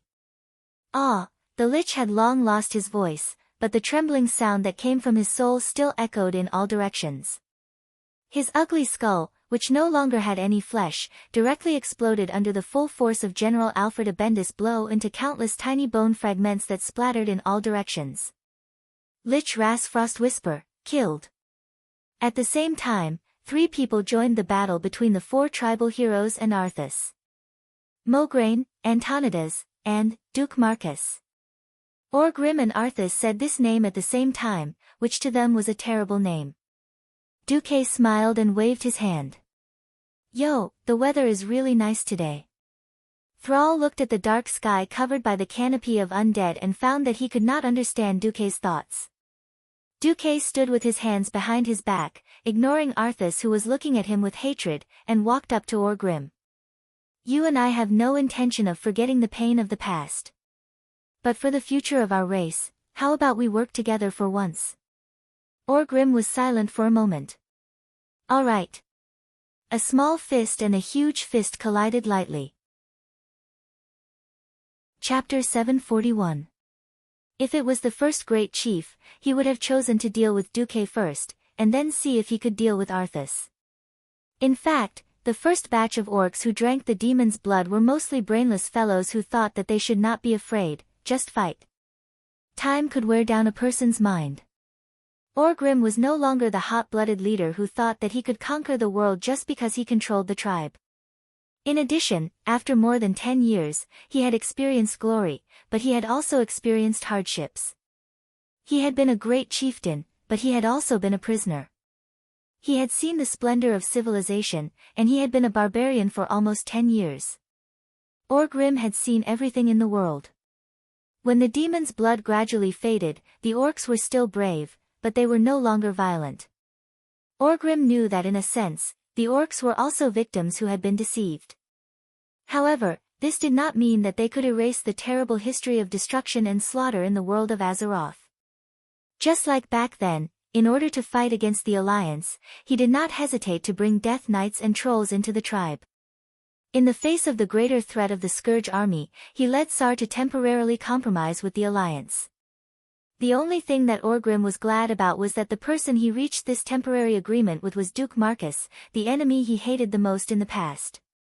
The person he hated the most was also the person he understood the most. It wasn't an exaggeration to say that as long as the Alliance had a new general, Orgrim would definitely force Sar to retreat even if he had to sacrifice his life. But Orgrim did not know if Duque was still the same Duque from back then. If Duque was still the sensible Duque from back then, the tribe would not have suffered a loss this time. Of course, from the actions of first kicking the tribe into a pit and then rescuing them. Although he was unhappy, that Duque was definitely the real Duque and not someone in disguise. On the other side, Arthas was shocked and angry when he first saw Duque. This was because Duque had repeatedly ruined his plans, or rather, the mission given to him by the Lich King. The destruction of 500,000 Undyings was a significant loss to the Scourge army. As soon as Duque appeared, Arthas was no longer in a hurry to attack. He stood with his sword and displayed Frostmourne, which emitted a cold and terrifying glow in front of everyone. This was Arthas's pride. He was once a prince, and he was now a king. Although he was the king of the kingdom of the dead. Oh, Duque! How rare, I thought you were already dead. Arthas's face was filled with contempt and ridicule. Duque showed no mercy. I also thought you were dead. Why are you still talking like a living person? Arthas's expression stiffened. Hoo. Ha ha ha ha. Perhaps it was because Grom Hellscream had a low sense of humor, but seeing his old rival, Duque, ridiculing his new, more annoying opponent, Grom actually laughed out loud in the midst of the chaotic battlefield. Don't mind me, you guys continue. This time, Arthas's face darkened. You don't understand. Only death is eternal. Duque was disdainful. You're the one who doesn't understand. Didn't you see the Lich King, Zul, turn a stray dog on the roadside into a death knight like you? Only the most powerful living can become the most powerful dead. Without the creation of life, your so-called kingdom of the dead is nothing. Even though they were enemies before, Thrall felt very satisfied when he heard Duque ridicule Arthas, who had just shouted, in the name of the Lich King, Zul, I grant you all eternity. At first, the tribe didn't understand how these living dead came to be, but when they heard the name of the Lich King, Orgrim and the others were very unhappy. Zul was the great chieftain of the third generation, but now he ran to the Burning Legion to become a Bulsh*T Lich King and continuously blaspheme the dead. After abandoning the power of the demons, the tribe had now begun to return to the original path of the shaman, which was to believe in their ancestors and the power of the elements. This practice of making the dead unable to rest in peace was undoubtedly the biggest taboo of the beast men. Duque humiliated Arthas by saying that the stray dog on the roadside had become a death knight, especially for a young man like Thrall. Although he didn't say it on the surface, he couldn't help but acknowledge Duque a little more. On the other side, when Arthas's face was distorted to the extreme, he was so angry that he actually laughed. Ha ha ha ha. Interesting, this is really interesting. Duque tilted his head. A strange soul. I didn't expect to see such an interesting scene after becoming a death knight. The corner of Arthas's mouth curved up. I'm afraid no one would have thought that the legendary great hero Duque, who killed millions of beast men and led the Alliance to victory in the Battle of the Dark Portal with unparalleled wisdom, would actually have such a vulgar soul. Ha! Even the beast men next to you are much more noble than you. Arthas was referring to Orgrim and Thrall. In fact, what he said was also nonsense. If Orgrim wasn't noble, Lothar's, Quell, Zalem, wouldn't have collapsed at such a crucial time. Most people would be angry when they were scolded for having a dirty soul. After all, this was an era where the noble spirit of chivalry was prized. Unfortunately, Duque was a transmigrator. He retorted with his hands on his waist, hee. I'm a pervert and I'm not afraid of anyone. No matter how much I like money, fame, status, and beautiful women, no matter how vulgar my soul is, at least I use my wisdom and strength to protect humans and this world. No matter what, I'm more noble than a bastard like you who killed your father and destroyed your country. Arthas, stop struggling. Obediently dismantle your body and then go to hell to repent. The once noble prince let out a cold snort. When Frostmourne enters your body and subdues your soul, I will be very interested in making you my assistant. Your wisdom can help His Majesty the Lich King better rule this world. Duque face-bombed. This child is hopeless. Alright, for Kalia's sake.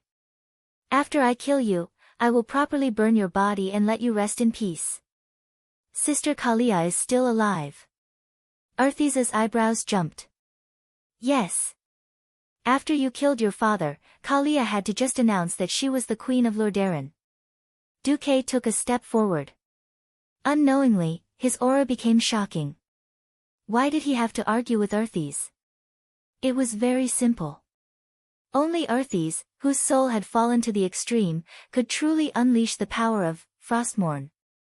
On the other hand, Arthes, who had a crack in his soul, would have his strength greatly reduced. First, he used the Horde to deplete the Scourge army, then with the Alliance army, and finally, Kalia was Duque's real trump card. Chapter 742. If possible, Duque didn't want to use such a despicable method.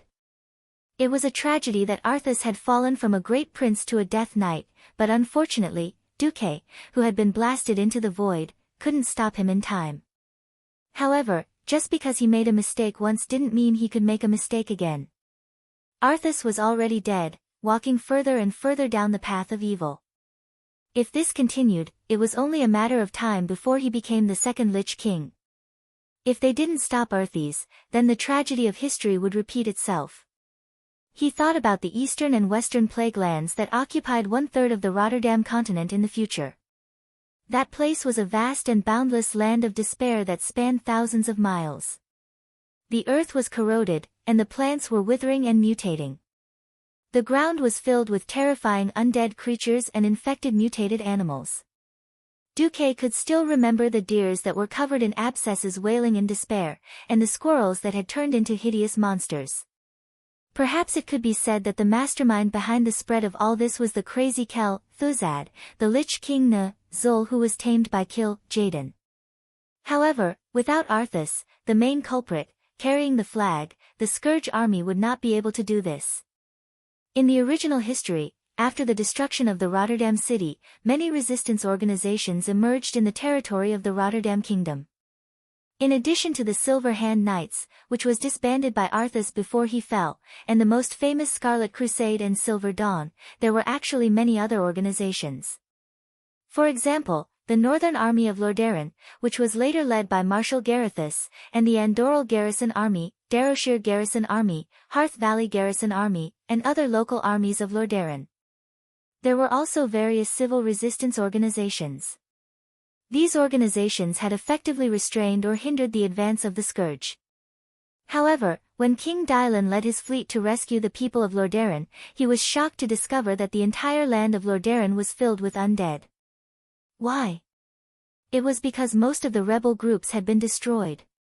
The Scarlet Crusade was being toyed with by the Dreadlord. The rebel armies were destroyed one after another.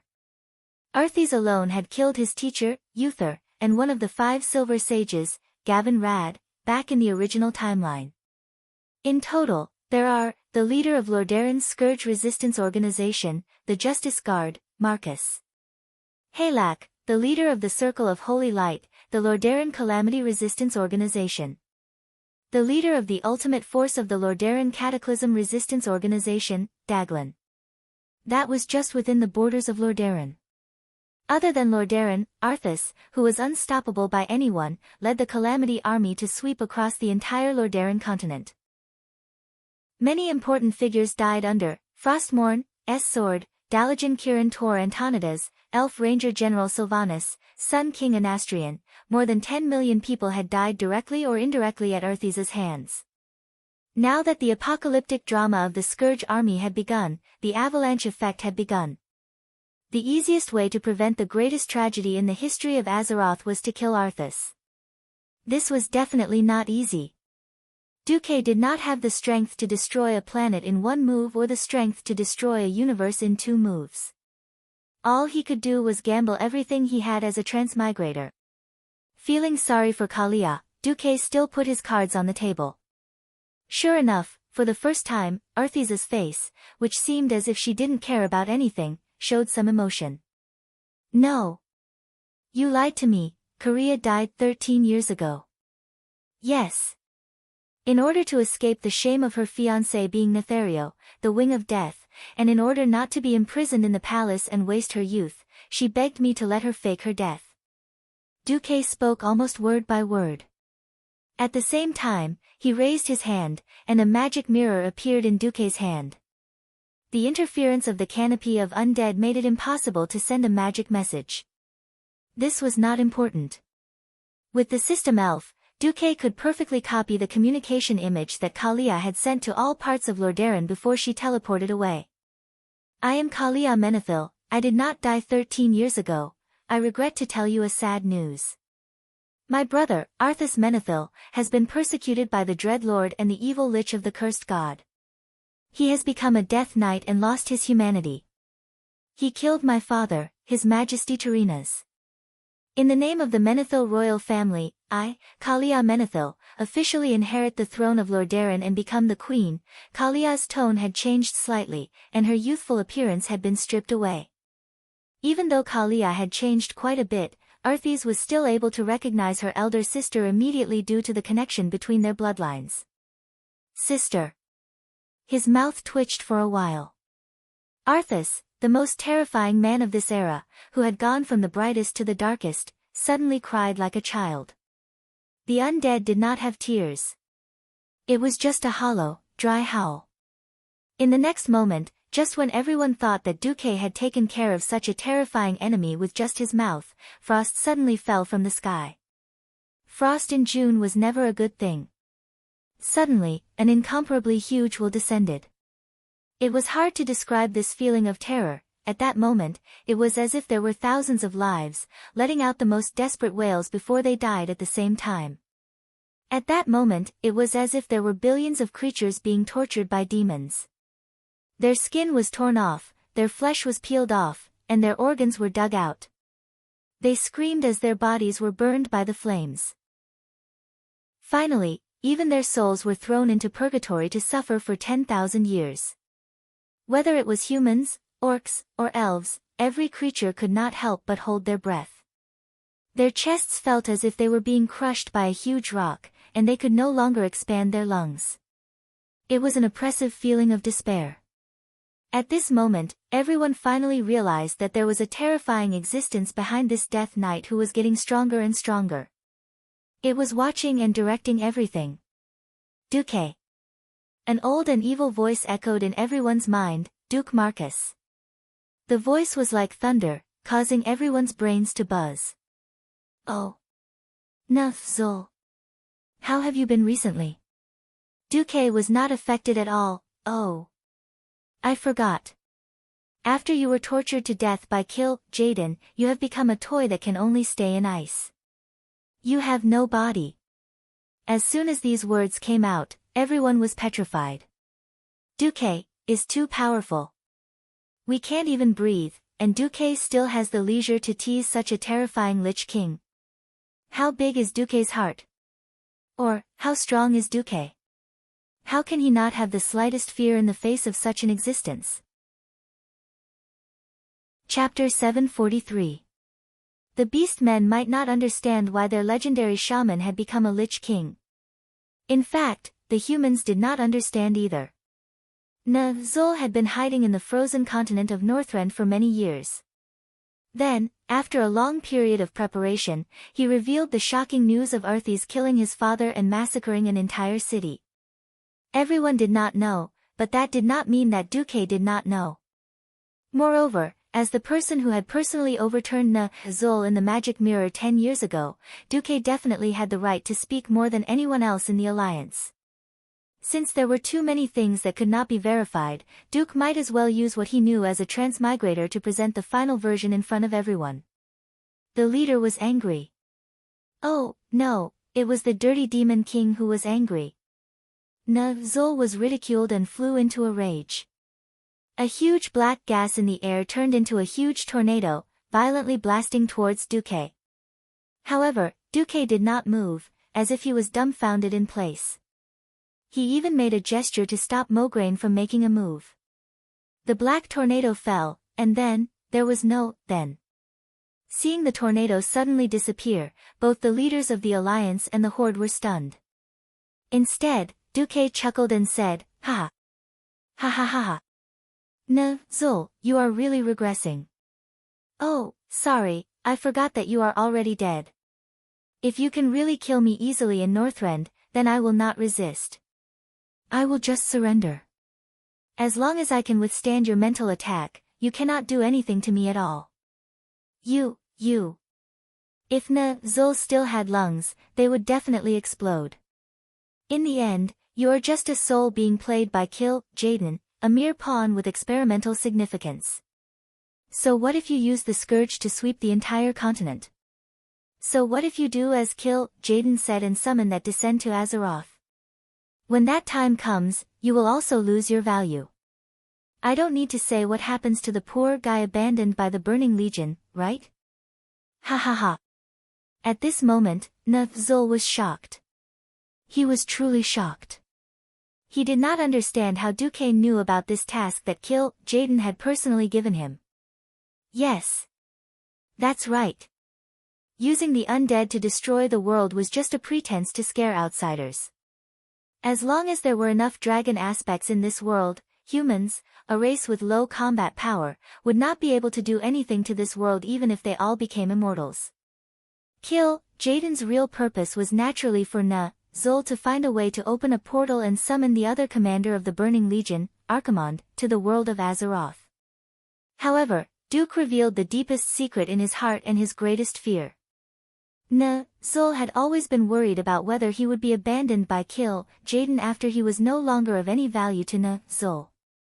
Tell me, how could Zul not be terrified? How could he not be afraid? For a moment, Zul almost wanted to become a traitor of the Burning Legion and jump from a traitor to a loyal subject. Alas, just as he had that thought, a pair of blazing eyes seemed to open at the end of the distant void, glancing in the direction of Azeroth. Zul's loyalty to the Burning Legion was immediately maxed out. It seemed. He suddenly shouted in a stern voice, "Insignificant mortals. You don't know the greatness of the great commander, Sir Kill Jaden. You will die, you will definitely die." Pfft. Duke laughed shamelessly. Then, he raised his right index finger and waved it arrogantly. "Ha ha. Are you threatening me? Zul, you are not qualified. I can kill you once, and I can kill you a second time. You." Zul was about to go crazy because of Duque. Who knew what would happen next? Don't say that you can't. I'm not even afraid of your boss's boss, Sargeras. Do you think I'm afraid of Kill Jaden? Duque sneered. Even if they were not allies, even Sal couldn't help but want to laugh. On the Alliance's side, a large number of people showed admiration for Duque. Should it be said that Duque was indeed a legendary hero? If it were anyone else, it would be impossible to have such confidence. But Duque did. Zul broke into Karazhan alone, and then he was turned into a dead dog by Duque. Zul's death was definitely related to Duque.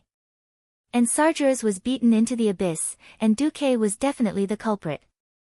What was confidence? This was confidence. Before any evil demon could really step on Duque, it was likely that Duque's undefeated legend would continue. That's right. Duque was arrogant, but Duque had the capital to be arrogant. Arthas, go, kill Duque. I want Duque's soul to be like me, sealed in a small space and suffer eternal torture. Dirty Demon King, you're showing your cowardice. Isn't this admitting that you're really a prisoner? However, Zul's ultimate move was still very imposing. The dark aura that lingered on the entire battlefield was attracted at the same time. The black aura that was visible to the naked eye was converging, like 100 rivers flowing into the sea, from a thin line to a thick line, from a thick line to a huge pillar of air like a river, and finally compressed into a bright black light, shooting into Arthas' body. Soon, accompanied by a burst of bones, Arthas that no one had ever seen before, and that had never appeared in history, appeared in front of everyone. More than 2.5 meters tall, his muscles explosively expanded. Like the Hulk, Arthas became the focus of everyone's attention. The power of darkness occupied Arthas' body, recondensing into fierce and lifelike metal skeleton decorations. These decorations assembled into a larger armor that wrapped around Arthas' body. Arthas suddenly took a step forward, and even the earth rumbled. At the same time, a large amount of dark aura flowed out from the pores on his thighs, giving people a feeling of shame. Duque. You're dead. I will kill you first, and then take my sister to the eternal world of the dead. Arthas gritted his teeth, of course, as the price for angering me and insulting my master, Nefzul. I will turn you into the dirtiest ghoul, and then all the women who love you will become the most abominable banshees. Duque once thought that there was nothing in this world that could anger him. How could the few curses that came and went in Azeroth compare to the profound and unfathomable curses of a nation? However, when the words ghoul and banshee jumped into his ears, Duque still felt an inexplicable anger. Damn you. I've been around for more than 10 years, and you want to go back to being a ghoul? And you want to kill my woman? F***ck. Didn't anyone tell you that the more arrogant the boss, the more miserable it is? Second fool, hand over your invincible warhorse, and I promise not to touch your sister. Chapter 744. Before Duque transmigrated, how important was a rare mount in the eyes of a fanatical player? A living example illustrates all this very well. There was once an unlucky party leader called Light's Guide. Before defeating the final boss, Arthas, he said, even if I let you ride on my horses, I won't let you ride on my first, invincible. Yes, that guy's girlfriend was also in the party at that time. Miraculously, she didn't fall out with him, and in the end, he even had a lover. Congratulations. Congratulations. Ahem, I went too far. However, a powerful mount was very important in raising one's level of coolness. Duque was very unhappy that wizards didn't have their own mounts. If he really accidentally overturned Arthas in advance, Duke would definitely not mind using the BMW, Invincible, that grew up with Arthas since childhood and was turned into an undead warhorse by Arthas after its death to play with it. Of course, the others didn't know that Duque would have so many boring and dirty thoughts in the face of a great enemy. That wasn't important. Sometimes, a person's reputation was like a tree's shadow. With all of Duque's miraculous feats in the past, everyone thought that Duque had a card up his sleeve. Grom. Duque spoke in standard orc language. Grom Hellscream bared his fangs.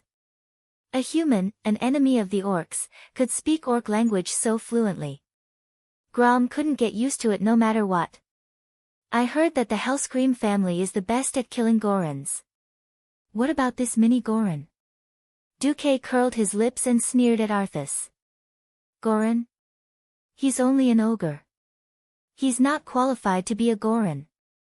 Grom exhaled and raised his famous, blood howl, striding forward.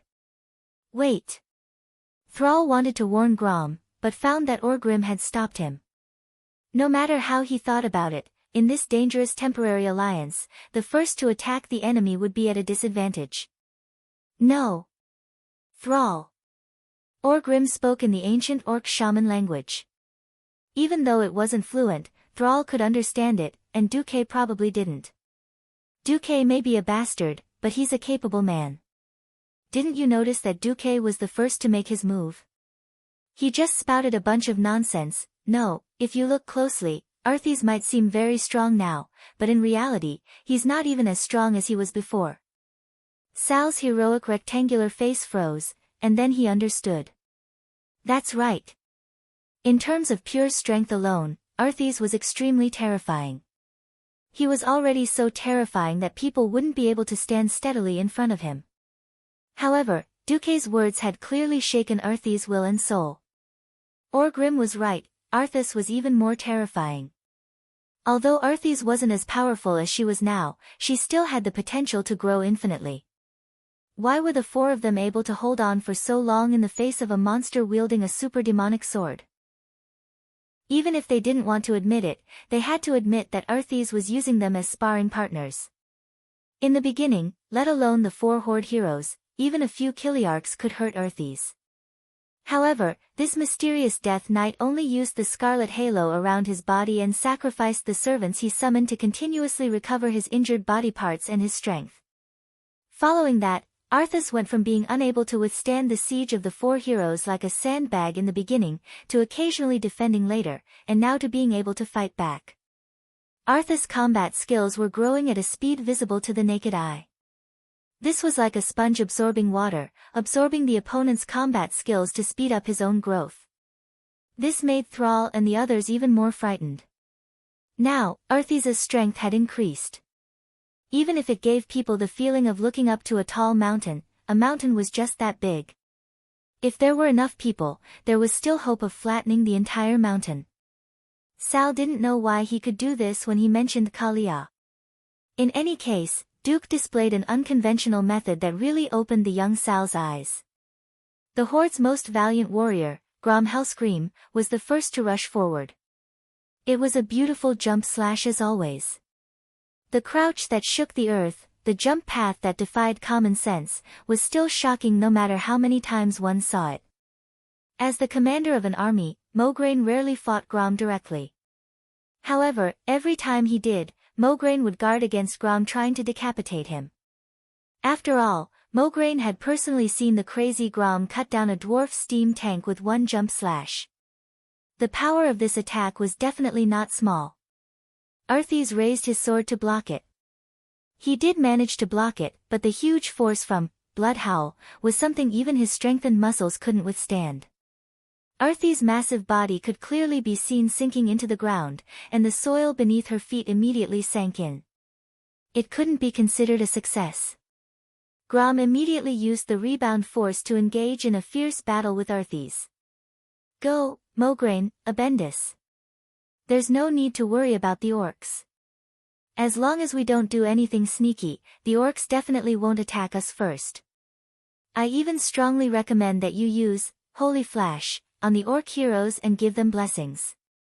Mograine and Abendis gritted their teeth and charged forward. Just as the two of them were charging, he raised his hand. When a light flashed across Grom's body, the Warsong chief was a little frightened for a moment. Duke's orc language floated over. Don't be afraid. This power is similar to your shaman's blessings. Power blessing, king's blessing, power amplification from the holy light was definitely a good thing for a violent warrior like Grom. Ha! A horizontal slash that was even faster than before caused Arthas to stumble. Humph. With a cold snort, Arthas swung her sword in reverse, creating a gust of cold wind. This was the Death Knight's icy touch. It was this frost plague with a cold aura that caused the 4 orc heroes a lot of trouble. Grom didn't expect that in the next moment, his body would shine with a golden light. It was Abendis' holy light that helped him dispel the cold. Alright. Even if he didn't want to admit it, the human's holy light had indeed helped Grom a lot. At this moment, Rexer and Orgrim looked at each other and charged forward at the same time. In an instant, 5 burly men surrounded Arthas. The main attacker was still the orc hero, while the 2 human paladins mainly used the power of the retribution element and the power of the holy element as support. Chapter 745. It just so happened that Arthas' body had become huge. Otherwise, the attacks of the 3 orc heroes were so wide and wild that there would be no way for 2 more people to get in between him. For the first time, Arthas felt a faint sense of irritation. The main attackers were the 3 giant orcs. With the help of 2 powerful paladins, his damage methods were obviously restrained. Every time he used all his strength to repel an orc hero, the paladin next to him would immediately rush forward to replace him. Compared to the orc warriors, the human paladins had stronger defense and were more difficult to deal with. At this moment, Duke's third order came. Kale, that's. Burn the nearby corpses. The prince did as he was told without even frowning. In fact, Duke had originally guessed that Kale, that's might not want to do it. After all, it was indeed a bit torturous to ask the dignified High Elven Prince to act as an incinerator to clean up the corpses. Who knew that the prince would do as he was told? Kale's extremely gorgeous, phoenix flame, was fully activated. Almost every time he raised his hand, spots of red light would splash out like water. Duque's pupils suddenly shrank. He did not expect that the legendary, Fire Feather, the ultimate skill of Kale, that's Private Phoenix, AO, could be seen here. At first glance, each flame feather was only the flame of a lighter, but when the flame feather quickly shot towards the corpses on the ground, each corpse was instantly set on fire. Some corpses that had already begun to turn into immortals suddenly jumped up, roaring and struggling frantically. In a very short period of time. The shortest was less than 3 seconds. The entire corpse seemed to have been sent into an incinerator. Under the flames that were thousands of degrees high, it was easily charred and carbonized. Skin, muscles, and bones were all deformed due to the high temperature. The entire process took no more than 10 seconds. Even the large orc corpse, which weighed hundreds of kilograms, quickly turned into ashes and disappeared in the turbid wind that passed through the battlefield. If Arthas had only felt annoyed earlier, he now truly felt a sense of crisis. Death Knights represented the pinnacle of evil force. Death Knights had quite a few melee skills. Apart from corpses, they were best at playing with plagues and dark powers. The corpses around him were cleared in an instant. For Arthas, not only did this mean that his corpse resurrection, corpse explosion, undead army, and other skills that required corpses could not be used. The key was that without the undead servants, there was no skill like death contract that could sacrifice a servant to recover his physical damage. This was equivalent to forcibly interrupting his perfect cycle of recovery. Of course, he could use blood aura to forcibly extract power from his opponent to heal his injuries. However, a Death Knight could use more than one type of spiritual energy. Forcefully limiting the type of spiritual energy he could use would undoubtedly make his ability to respond worse. Impossible. The Death Knight was a very mysterious profession to the entire continent. When the first batch of Death Knights led by Tyrone Gorefiend appeared, countless human warriors were killed before they could figure out what the hell the Death Knights were or what skills they used. The Dalajan mages spent a great deal of effort to barely determine the attack type of the Death Knight. This was a general information that was exchanged with more than 4 digits of casualties. When the dark portal opened for the second time, there were traces of Death Knights. However, after that, the Death Knights disappeared from the entire Eastern Kingdom once again. The research and information on the Death Knights once again came to a standstill. Who would have thought that when Arthas faced Duke, she would actually feel uneasy, as though all of her skills were exposed in broad daylight for others to observe and study. Don't underestimate me. Arthas ruthlessly used Blood Strike. Frostmourne turned into a dark red stream of light and slashed at Orgrim. The power was so great that it was beyond Orgrim's expectations. This was at least the terrifying power of 2 adult Gollans. Orgrim could not withstand it at all, and his huge body was directly sent flying.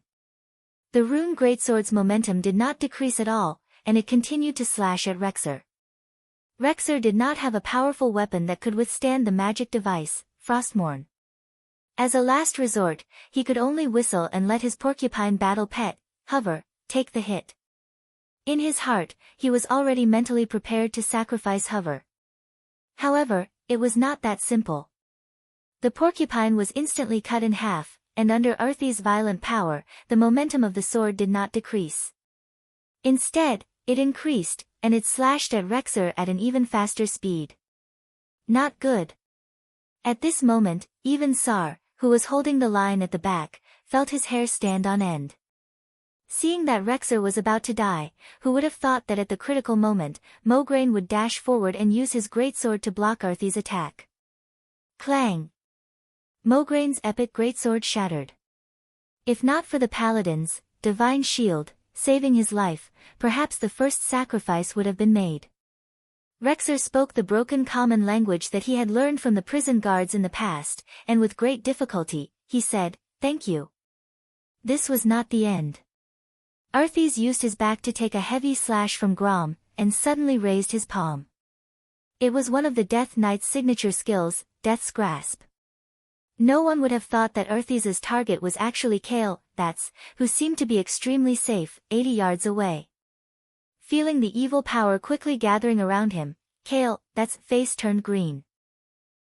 He could clearly feel that the evil power was gathering into a huge claw.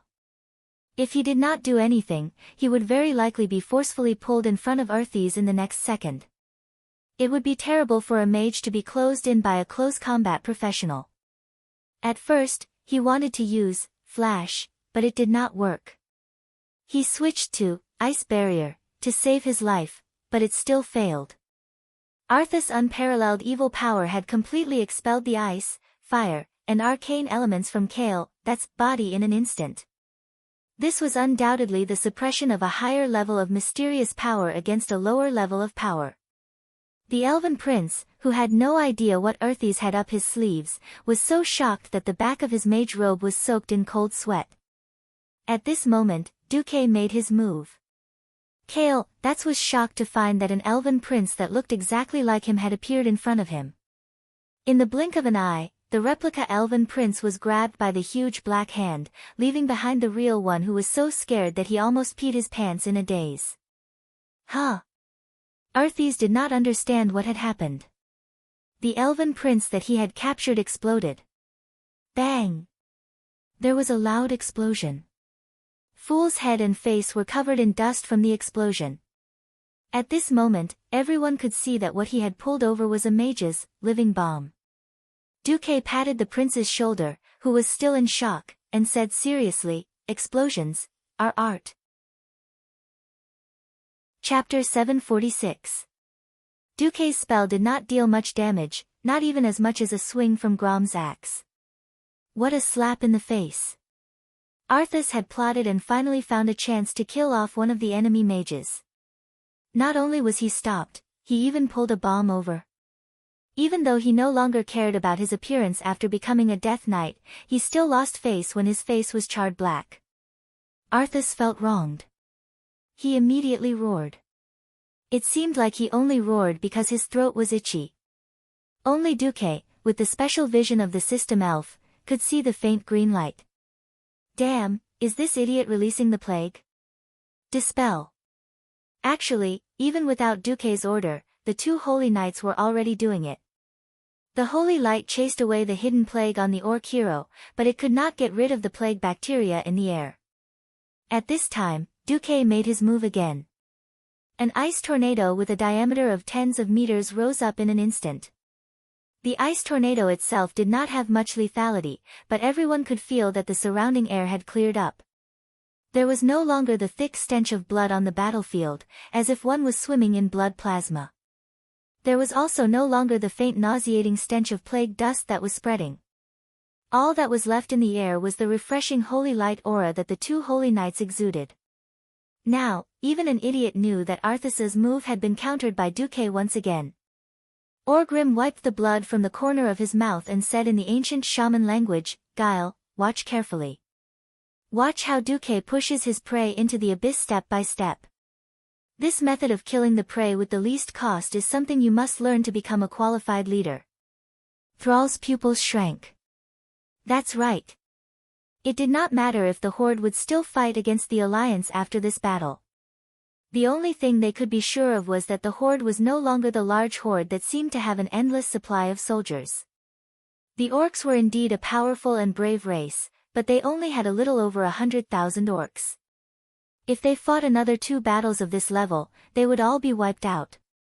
He had to admit that Duque's fighting style was the most suitable for the beastmen to survive in. At this time, Sal had not cultivated the path of shamanism, and as a warrior, his martial arts were far from the peak. Therefore, although he was holding the line, he was actually working hard to learn the path of battle and the path of control.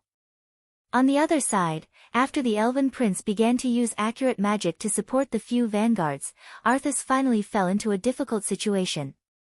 It was one thing for Duque to make a move from time to time, but there was also Antonidas by Duque's side.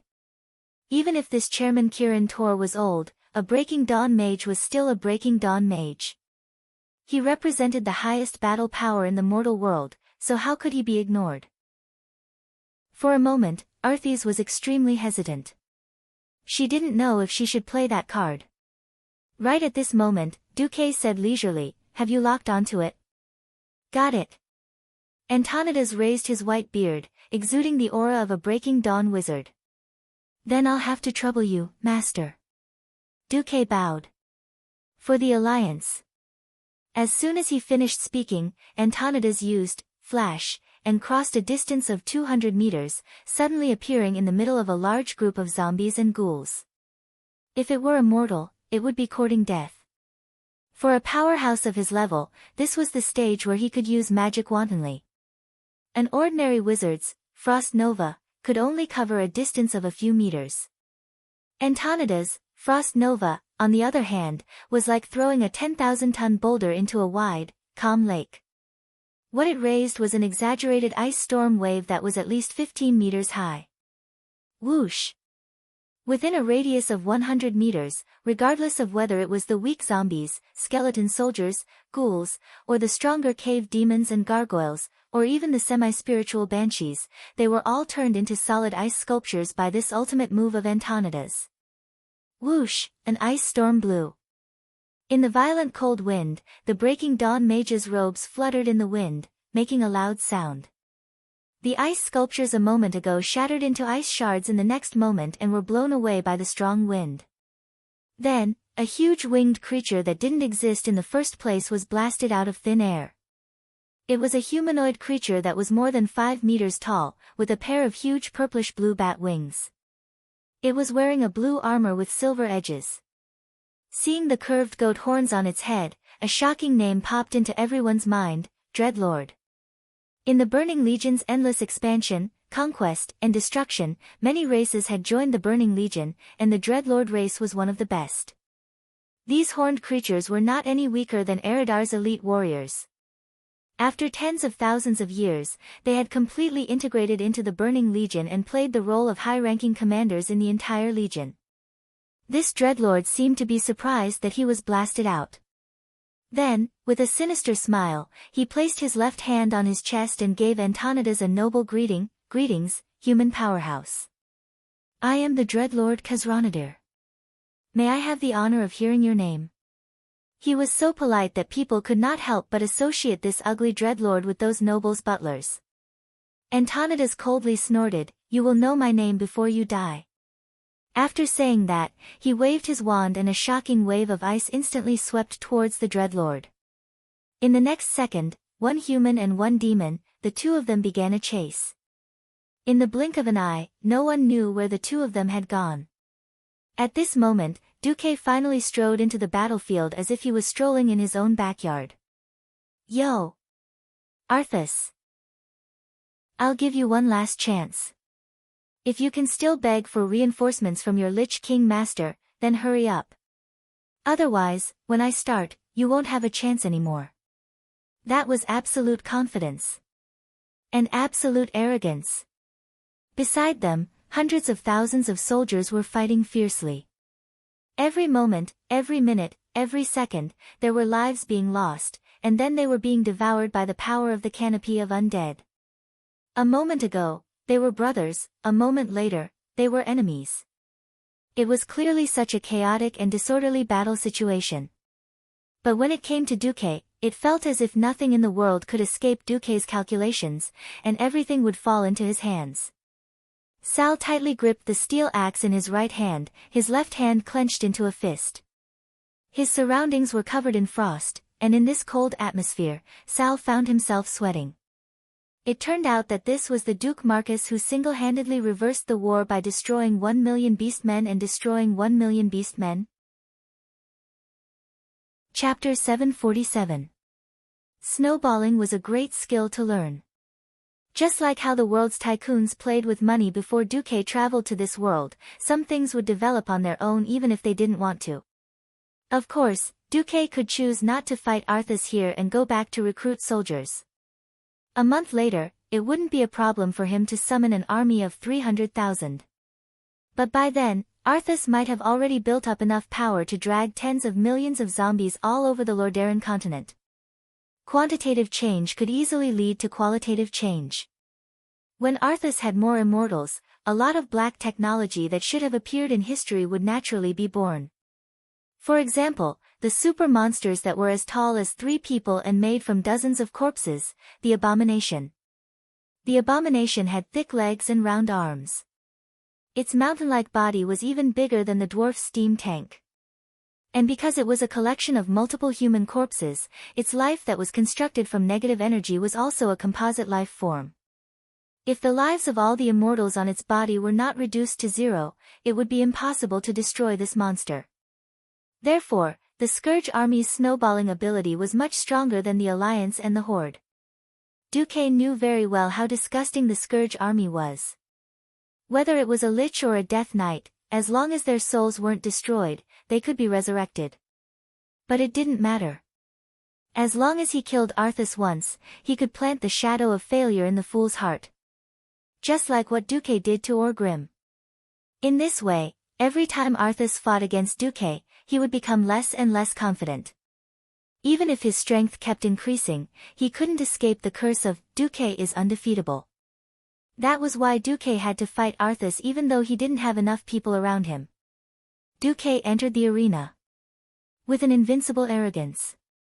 Thrall took a deep breath.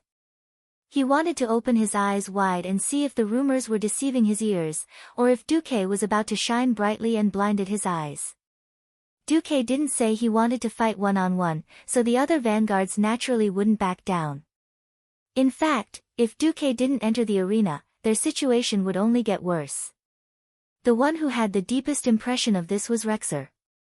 He lacked a powerful weapon, so it was almost impossible for him to deal any fatal damage to Arthas. The 2 paladins were about the same. Their epic tier weapons were nothing more than an itch to Arthas' Death Knight armor, which was formed by the power of darkness. Only Orgrim's, Doomhammer, and Grom's, Bloodhowl, could deal moderate damage to her. When the Dreadlord appeared, everyone was shocked. Originally, everyone thought that the weaker Duque would deal with the Dreadlord, while the more powerful Antonidas would deal with Arthas. Who knew they would be swapped? Duque had his own difficulties. Although Antonidas was strong, the problem was that he specialized in ice magic.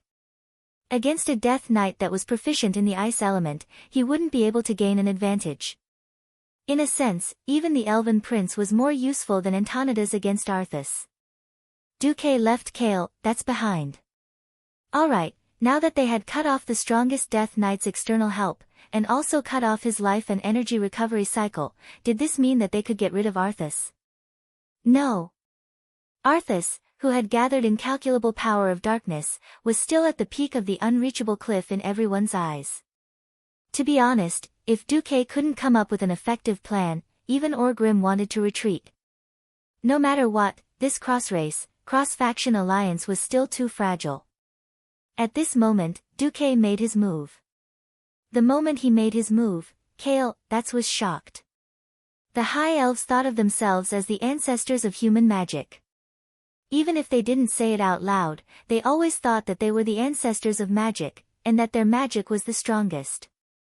Even someone as strong as Antonidas was just walking the old path of the elves, reaching the end of the road in one go.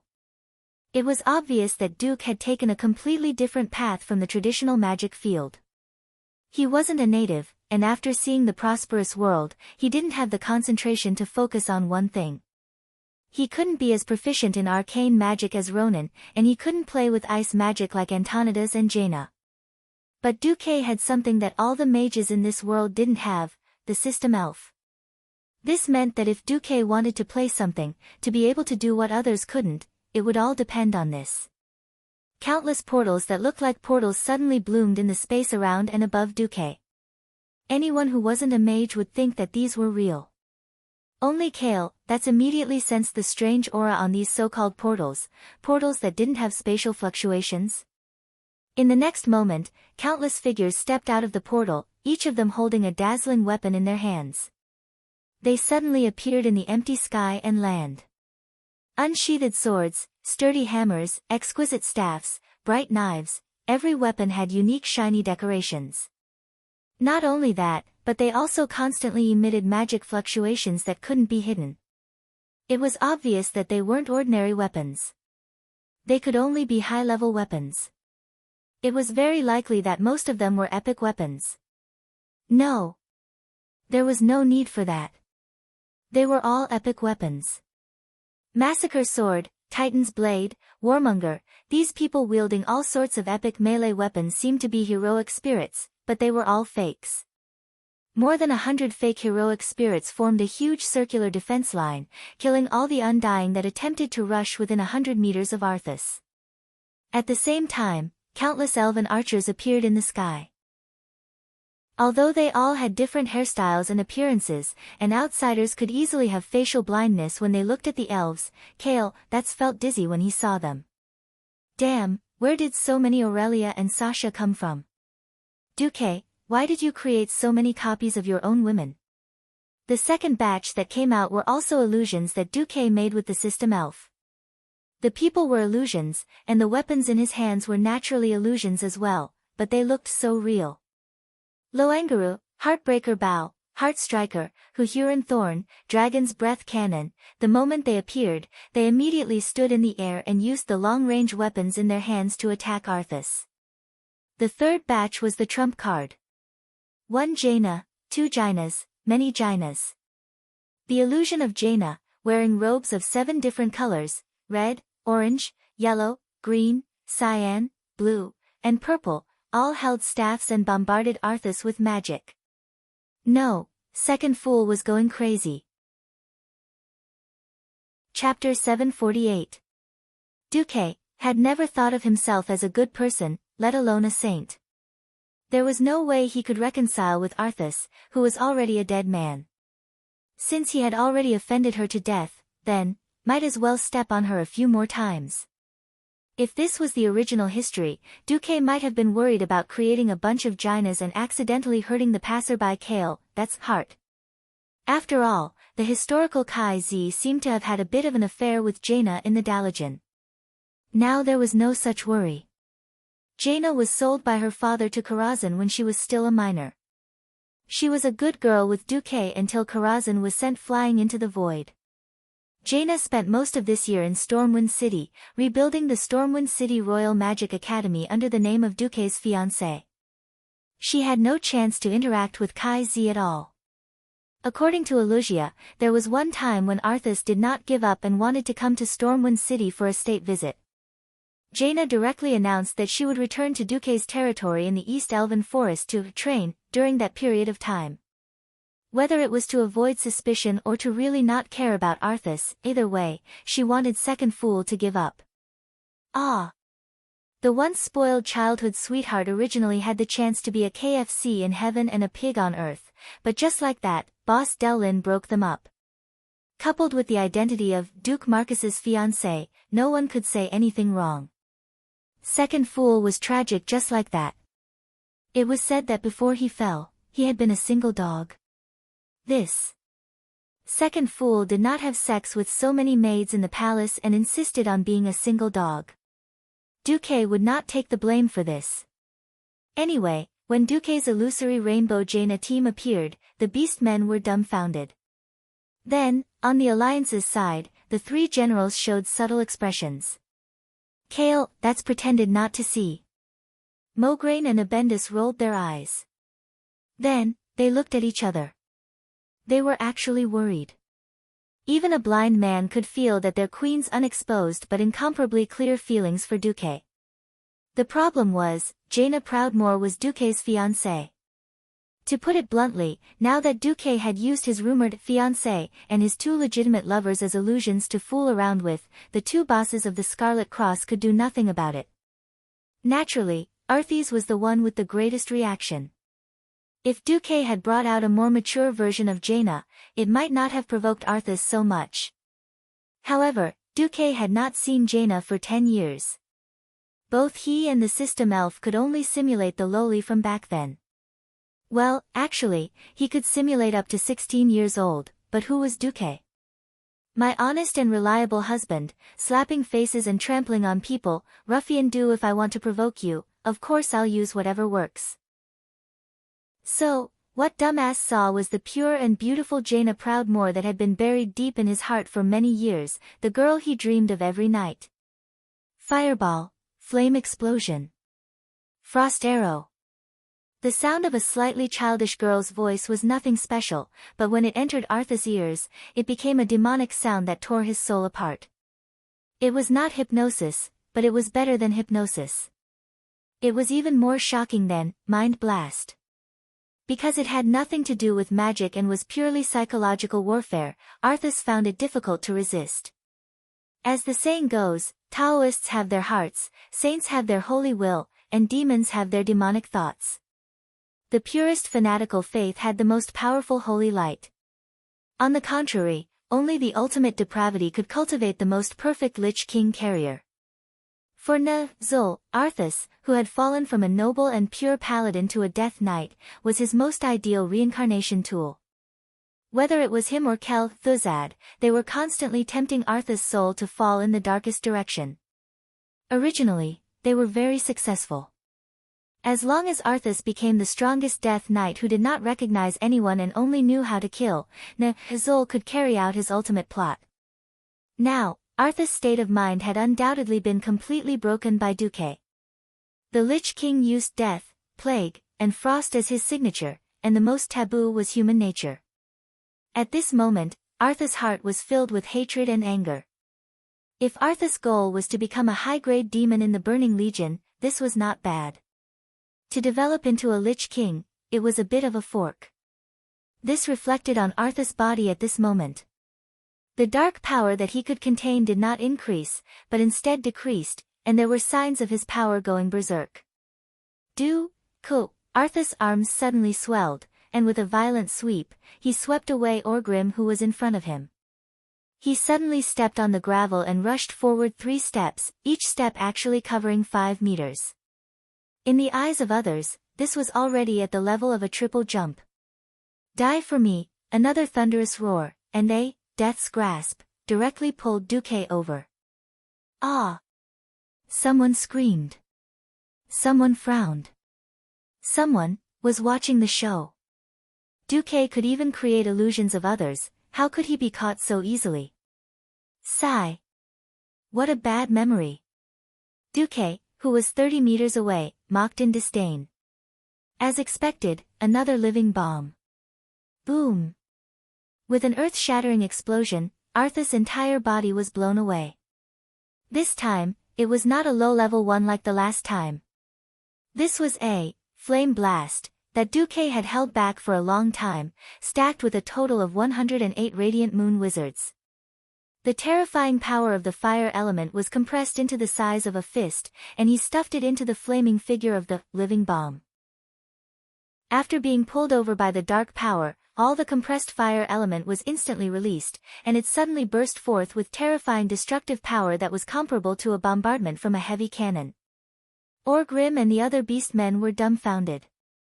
Thinking back to the battle at the Scorching Canyon 13 years ago, the cannon shells that were more than a meter in diameter could not even compare to this. The violent explosion produced a powerful shockwave, and it directly blew away all 5 melee heroes. One had to know that this was only the aftermath of the explosion. Arthas, who bore the brunt of the impact, was directly blown into the sky, and the gorgeous ice armor formed from the condensed power of darkness cracked inch by inch. Chance. Everyone could see that Arthas had finally revealed a flaw. And a fatal one at that.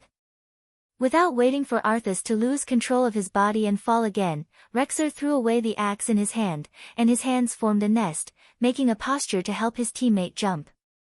Grom did not hesitate, and directly stepped on Rexer's palm, and suddenly glared down.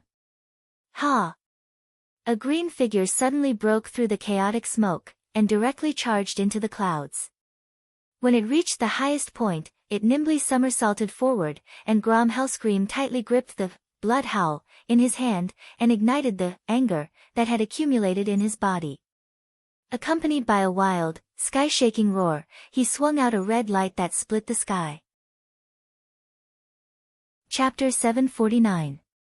Among the many professions, the warrior's fury was the most unique type of energy. From a certain point of view, fury was like accumulating a mysterious version of adrenaline.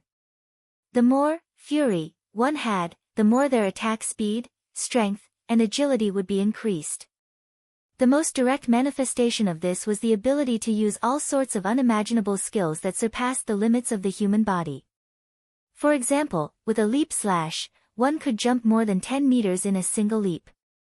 For example, one could step on the air and charge towards an enemy that was floating more than 20 meters away. Of course, it was only for an instant. In the end, a warrior who could not fly would still fall to the ground. When all the fury was released in an instant, the warrior's destructive power would reach an unimaginable peak. If a normal warrior's fury limit was 100, then Grom Hellscream, who had stepped into the realm of heroes, would have a fury limit of 10,000. In terms of quality, it was also far better than a normal warrior. Before Duque entered the battlefield, Arthas had always seen Grom as the biggest threat. Even though Orgrim's attack power wasn't low, Orgrim's offense and defense were more balanced.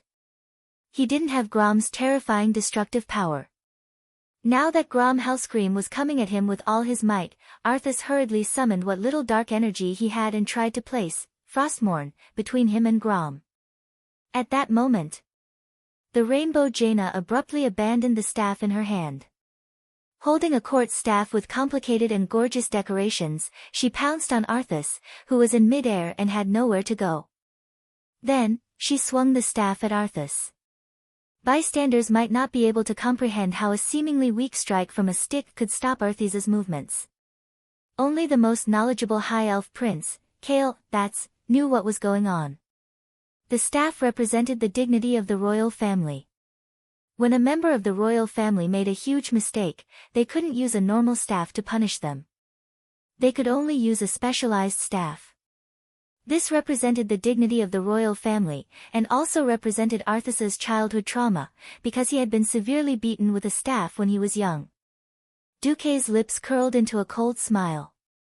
To a transmigrator, this was like the killing staff of ancient times. Any troublemaker would first have to be beaten 100 times to extinguish their arrogance. And using Jaina's image as a baton, oh, it was a beautiful picture. One by one, the cute Lolas Jainas smashed them with their clubs with murderous looks. As expected, Arthas was implicated. Even though the attack wasn't that powerful, he still stopped. It wasn't until Grom's full-powered axe strike arrived in front of him that he reacted and continued to raise Frostmourne. The cold white light was mixed with the black light.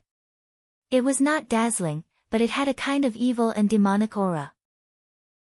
As if to show the domineering power of death, the disgusting dark magic power kept rolling in the air. Grom's full-powered slash was still slower than Duque had expected. Duque could not help but frown. It couldn't be helped, this was the natural limitation of the axe. As a heavy weapon, the axe was naturally the most powerful. Unfortunately, its speed naturally couldn't match up to an arrow, nor could it be as agile as a one-handed sword. It didn't matter. Duque still had something up his sleeves. With a snap of his fingers, Mograine, who was already prepared, threw a hammer of wrath at Arthas according to the agreement. The small golden hammer suddenly exploded on Arthas' right wrist where she was holding Frostmourne. This wasn't an attack, but a pure blinding attack. The illusory hammer that was filled with holy light was the biggest distraction for the undead. Ugh! Arthas grunted, and her hand's movements were still a step slower. Ah! Accompanied by Grandpa Roar's earth-shattering roar, Blood Howl, the legendary axe that killed the Lord of the Abyss Manoroth in one hit in the previous world, displayed its unparalleled destructive power for the first time in front of the world. It was a piercing howl. An incomparably violent bloodlust. An aura that could split the heavens and earth. When the scarlet glow from Blood Roar finally collided with the huge black and white body of Arthas, a deafening explosion erupted on the entire battlefield. The Death Knight's inner armor, which could have been blasted by 10 siege alls for an entire day and night without a single crack, finally shattered under such a shocking attack. Ah! Grom gripped the handle of his axe tightly, and all the muscles in his body expanded explosively. The strongest Death Knight under the Lich King's command came crashing down like a meteor. Arthas let out an earth-shattering scream and crashed to the ground. It was as if the ground had been hit by the largest cannonball. For a moment, sand and pebbles flew everywhere, and everyone around subconsciously got into a defensive stance to block the flying pebbles that were even fiercer than machine gun fire. Except for one person, stomping on the solid ground, a stalwart figure charged forward with all his might. His momentum was like a raging wave, and his powerful steps were more solid than the hooves of a galloping bull. Almost instantly, Thrall, who was at the back, was subdued by Orgrim's domineering bravery. Thrall didn't have the right to participate in a battle of this level, but he did his best to open his eyes wide, wanting to see how this legendary former great chief fought. Arthas's momentum was greatly reduced, but it was not enough, because the aura of death had not completely dissipated. In order to seize the opportunity to land the killing blow, Orgrim ran with all his might, absolutely not willing to give up this opportunity to kill Arthas.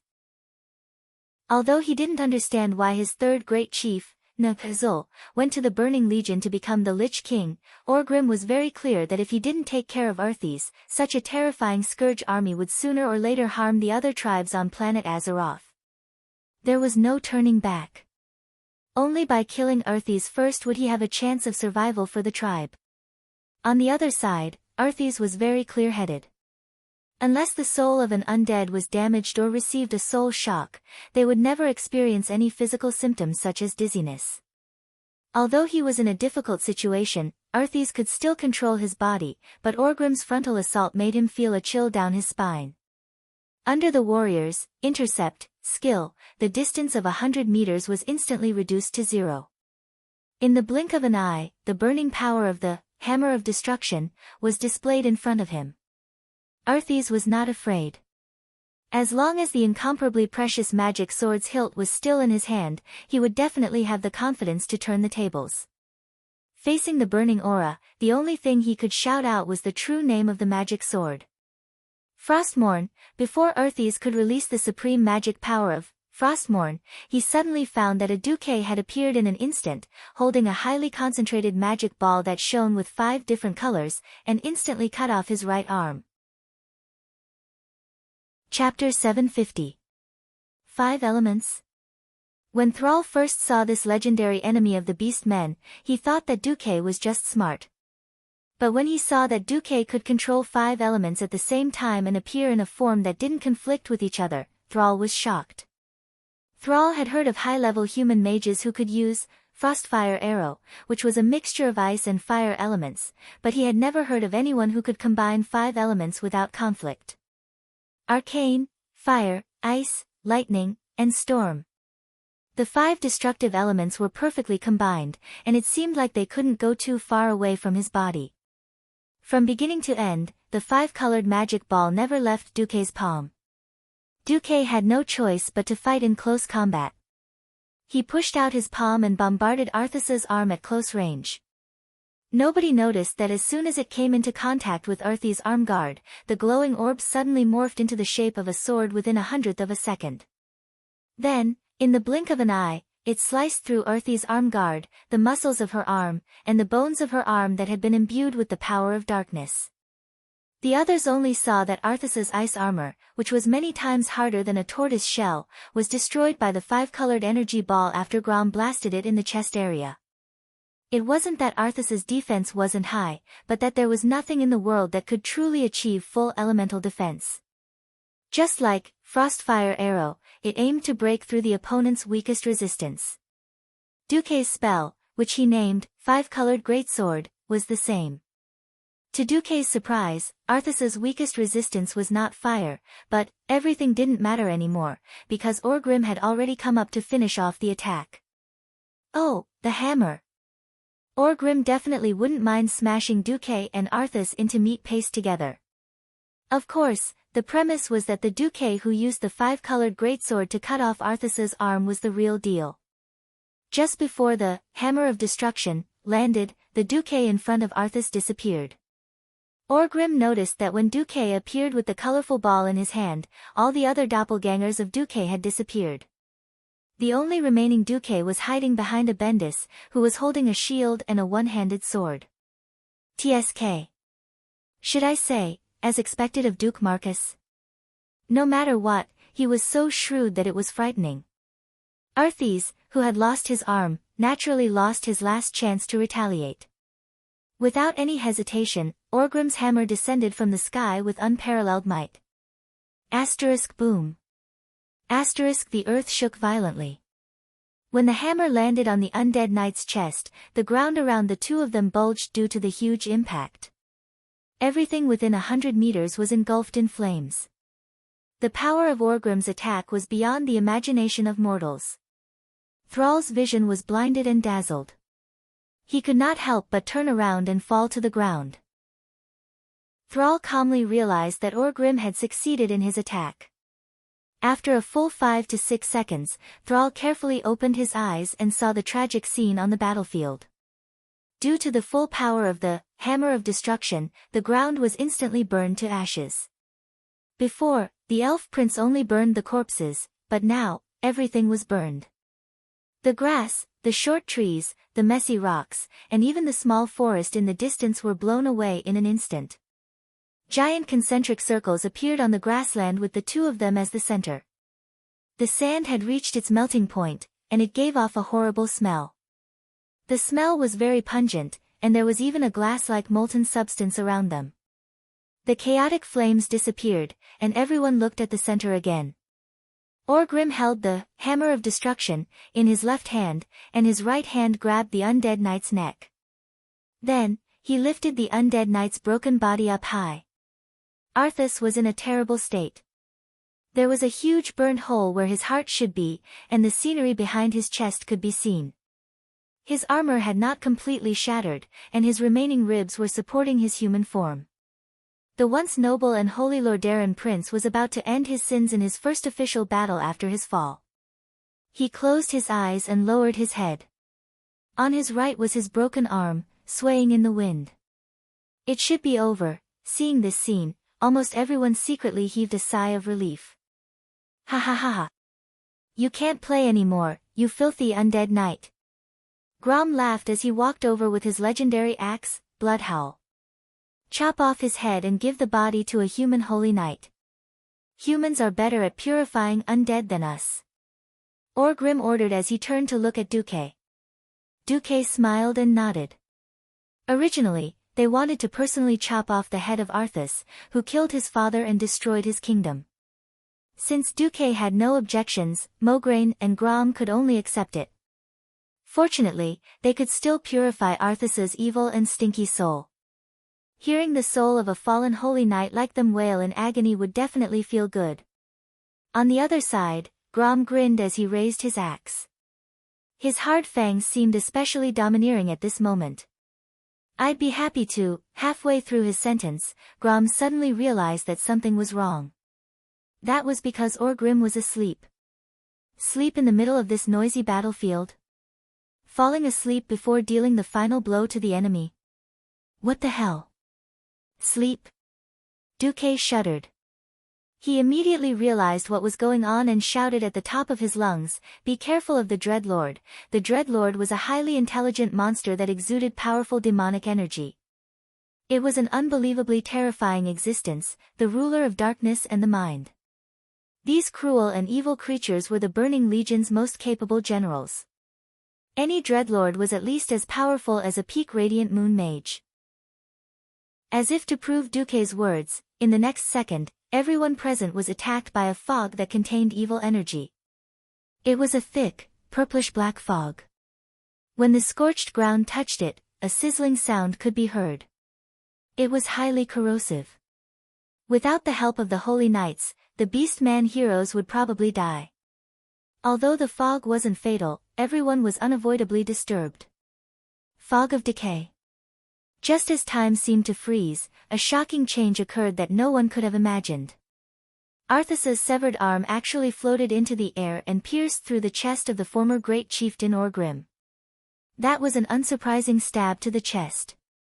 The sharpness of a god-tier magic weapon wasn't something that a well-trained body could withstand. It was easy to imagine that Orgrim's heart would be split in half at this moment. Chapter 751. Duque said calmly, "You played a part in the birth of the Death Knights." Duque spoke again, "You want to go to the Kalimdor continent, right?" "No," Sar and Rexer screamed at the same time. Orgrim lifted the heavy hammer of destruction with difficulty and handed it to Sar. "This hammer of mine has accompanied me for my entire life. Now, it's yours. From today onwards, you are the fourth chief of the Horde." After a while, Orgrim seemed to have affected his wounds and spat out a mouthful of blood. Then, he said, "Are we still going to fight?" The Alliance soldiers lined up neatly and slowly retreated step by step, creating a clear dividing line in front of the chaotic horde. Sar hesitated, but Orgrim nodded. "That's right." Duque did not speak and let Orgrim laugh. The noise of battle in the distance became softer. It was obvious that the Alliance and the Horde had joined forces and the undead had lost their commander. Suddenly, a horn sounded from the main battlefield. Even though Duque knew that the Scourge army did not have a direct relationship with the Burning Legion's Dreadlord, Duque did not dare to take the risk. Kale, that was the same. He also threw a huge fireball the size of a carriage at the Dreadlord's head. Duque and Kale, that's flashed, trying to get past these annoying high-level undead. Even if they chased, they might not be able to catch up. With Kuel's Salus still around, this was likely to be a serious diplomatic problem. Then, the atmosphere was a sad parting of life and death. Everyone saw a mocking smile on his face. On many battlefronts, after the undead were wiped out, both sides fell into an awkward standoff. Fortunately, whether it was the Horde Centurions, Kiliarchs, or the Alliance's lieutenants, they restrained their soldiers. They had no choice but to retreat. No one knew what the Scourge army had up their sleeves. "Yes." Sar gritted his teeth and nodded. "Ah!" Grom immediately roared, slashing down with all his might with Blood Howl that he had just raised. There was still the possibility of losing Kale, bats. 18 undead knights and 18 liches arrived beside the Dreadlord in an instant. These high-level undead swarmed forward, blocking everyone's path of pursuit. If they wanted to continue the chase, they would have to abandon Kale, bats and let this noble prince block the two Dreadlords while Duque chased after them. Damn it! Duque raised his hand and conjured a bunch of Hand of Magic, instantly casting spells that rained down like a downpour. Even if they caught up to him, they might not be able to defeat him. Orgrim squinted at Duque, who was standing 2 meters away from him, then glanced at the Alliance and the Horde. He opened his mouth weakly and spoke in the common language, "This is bad. I've been fighting with you for so many years. I've thought about it many times. Either I'll kill you, or I'll be killed by you. But I never thought that we would work together at the end of our lives, and then I'll be killed by that monster." Ahem. Duque waved his hand without turning back, "Farewell, Orgrim." Sar supported Orgrim's body, but he could not stop the frosty blood from spurting out of the wound on Orgrim's chest. When Duque and Kaizi returned to the main battlefield, more than half of the 36 cannon fodder summoned by the Dreadlord were dead. These mid-level undead knights and liches were not a match for the heroes. Without much thought, Duque and Kaizi worked together to clear out the rest. Dark Summoning.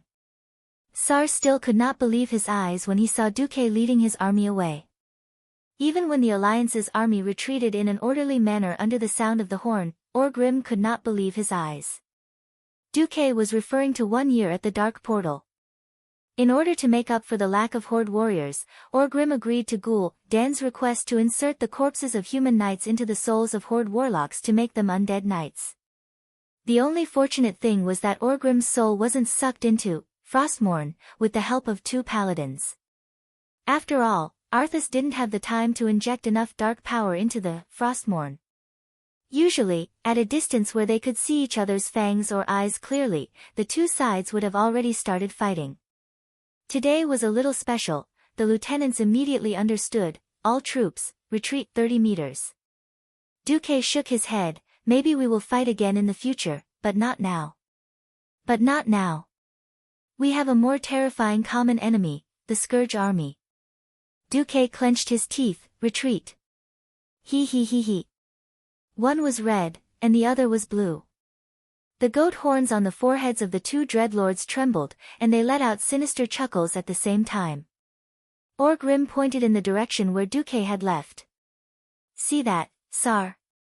That is the bearing of a legendary hero of the Alliance. Firm, farsighted, and able to distinguish between priorities. You still have a lot to learn. But I believe in you. Your achievements in the future will definitely not be inferior to Duke Marcus. Kale, that's heaved a sigh of relief when Duque gave the order to retreat. At this moment, Sar's face was covered in tears as he nodded heavily again. Orgrim laughed, his laughter filled with desolation and unfulfilled wishes. Goodbye, my good opponent. Kale, that was not confident in facing an unknown opponent of this level. He had thought that Duque would chase him to the end, but he had never seen Duque be so rational.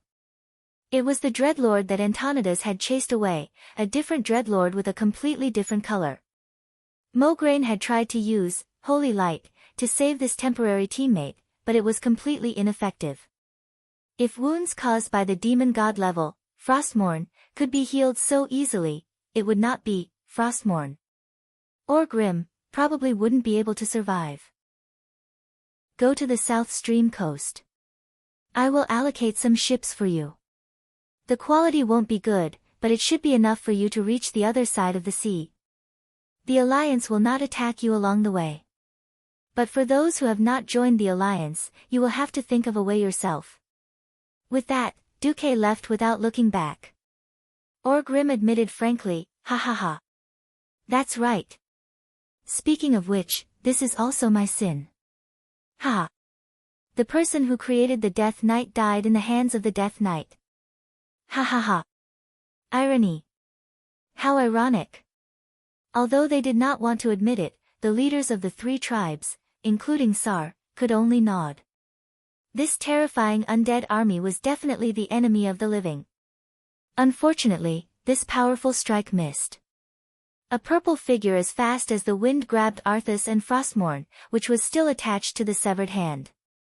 The price of doing so was too high. On the other side, Orgrim was already in a dying state. Grom and Rexer stood behind the two chiefs, holding their weapons tightly. Even if the situation was unfavorable, as long as Orgrim spoke or the Alliance made any moves, they would not hesitate to fight. But they immediately realized that there were two dreadlords blocking in front of them. Chapter 752. When the Alliance and the Horde broke off contact and the Horde's army retreated to the west, the 80,000 Scarlet Cross soldiers set up camp next to the Dalajan. A large group of lieutenants and colonels surrounded the main tent. What are you doing? Are you trying to rebel? Mograine was a little angry. These were his soldiers. When they were almost attacked by the Scourge and the Horde, they were all obedient. Now they were rebelling against Duque. Wasn't this a slap to his face? No. Marshal Mograine, we just want to know an answer from Commander-in-Chief Marcus. Regardless of whether the answer is in line with our wishes, we are still the soldiers of Rotterdam and the Alliance. A brigadier general, who was obviously elected, saluted impeccably, then asked the question on everyone's mind, why did you let the Horde go? Duque's eyes were like lightning.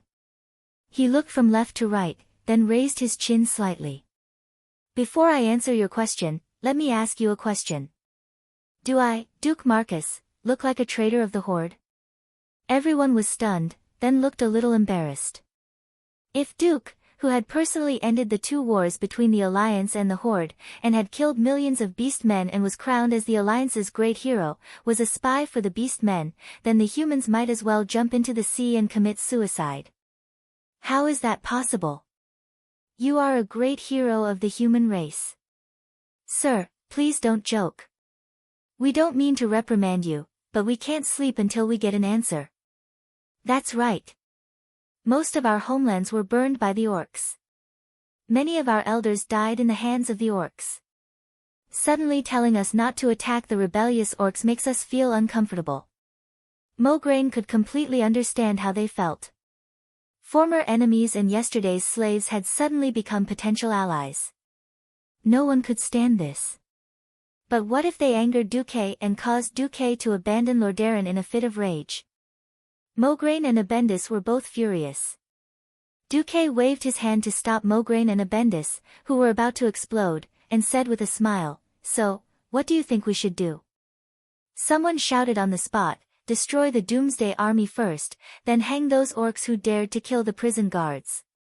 Duque continued to ask, "Okay, next question. Do any of you know how many soldiers the Calamity Troop has?" 1 million. This was a conservative. Don't even mention a million. As long as we have a complete formation and FFF flamethrowers, we won't be afraid even if they come at us with 10 million. This was obviously an optimist. At this time, Duque's face suddenly turned cold as if by magic. His expression was frighteningly gloomy. Duque raised a finger. "Humph. Not to mention that you only have 100 flamethrowers per 10,000 people, even if you had 10,000 sets, it would be useless. Do you know how many soldiers the Doomsday Army has? 100 million. At least 100 million. As soon as Duque's words left his mouth, it was as if an icy gust of wind had suddenly swept through the entire place. All the colonels and lieutenants shivered at the same time, and then gasped in unison. "It can't be. How is this possible?" Duque raised his chin slightly. "That's right. There are only slightly more than 10 million humans in the entire Eastern Kingdom. But don't forget, to create the undead clan, we don't need to make zombies out of living humans. To the Doomsday Army, the skeleton soldiers are also soldiers." Duque did not beat around the bush and directly gave the answer. When the colonels and lieutenants heard this, it was as if they had been struck by lightning. They all stood rooted to the ground and were speechless for a long time. Duque waved his hand and said loudly, "I know that it is hard for you to accept, but the Doomsday Army is such a bastard. They will dig out all of your ancestors from their resting places and turn them into soldiers who will slaughter the living. Therefore, what we are going to face is not just 1 or 2 million trash targets, but hundreds of millions of skeleton soldiers. If you don't want to be drowned by the sea of undead and become a part of purgatory, then go down and prepare for battle." The officers dispersed and hurriedly returned to their own platoons and squads to announce this terrifying fact to the soldiers. For a moment, the barracks was filled with screams and curses. Mograine was a little embarrassed. "Duque, thank you for your hard work. No. They have to think this through sooner or later. Otherwise, there will always be a thorn in their hearts." Abendis's facial muscles twitched. "Will there really be 100 million skeleton soldiers?" Duque raised his head and looked towards the north. "That is an exaggeration. Arthas does not have that many liches and cursing disciples who can control the skeleton soldiers. 10 million undead clan soldiers is the limit. But there will definitely be 100 million undead clan soldiers, unless we..." Duque did not continue. That "unless" was a very cruel thing to the people of Lordaeron. Because it meant that the people in every town would have to dig out the skeletons of their ancestors and burn them. Even if the people of Lordaeron agreed to do this, it was almost impossible. The people of Lordaeron had lived on this land for 2,800 years. Before Arthas killed his father, Lordaeron had a population of about 6 million. It was impossible to calculate how many generations had passed in 2,800 years and how many people had died. Even if they wanted to burn them, they could not do it with their current manpower and resources. Back in the tent, Mograine asked anxiously, "What do we do now?" Duque gestured on the military map, constantly moving the chess pieces that represented the strength of the towns. "It is a good thing that we defeated Arthas' main force, but don't forget that the Scourge army is more powerful than the Locusts. We need to quickly contact all the towns of Lordaeron and gather all our forces. Those who should retreat, retreat, and those who should defend. We cannot let the Scourge army expand endlessly. Seeing the direction in which Duque was moving the chess pieces, Mograine and Abendis almost broke down. If someone else had done this, they would probably have cursed out loud. This was because Duque had completely vacated Lordaeron and withdrawn all the troops in the Tirisful woodlands and Silverpine forest to the North Stream coast.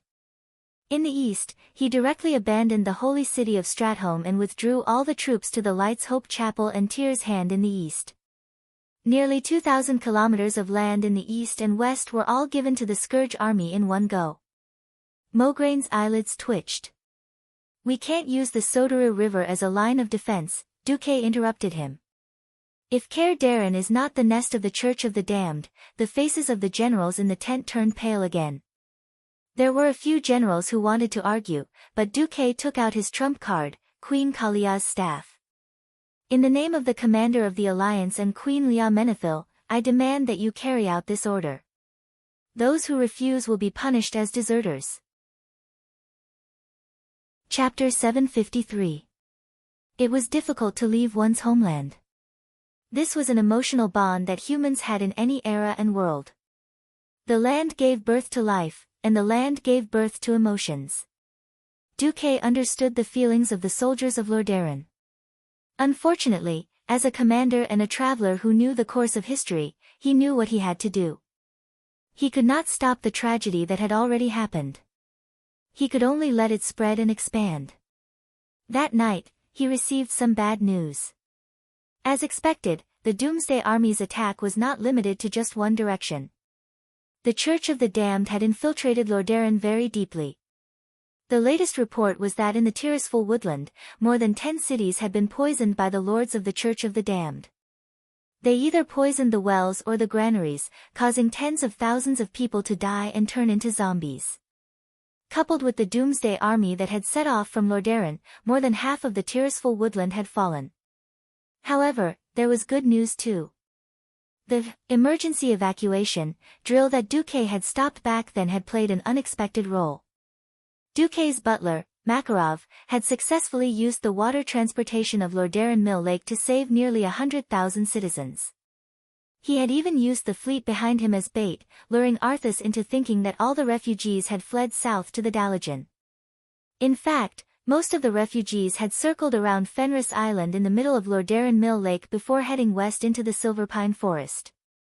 They had now arrived at the North Stream coast to await rescue.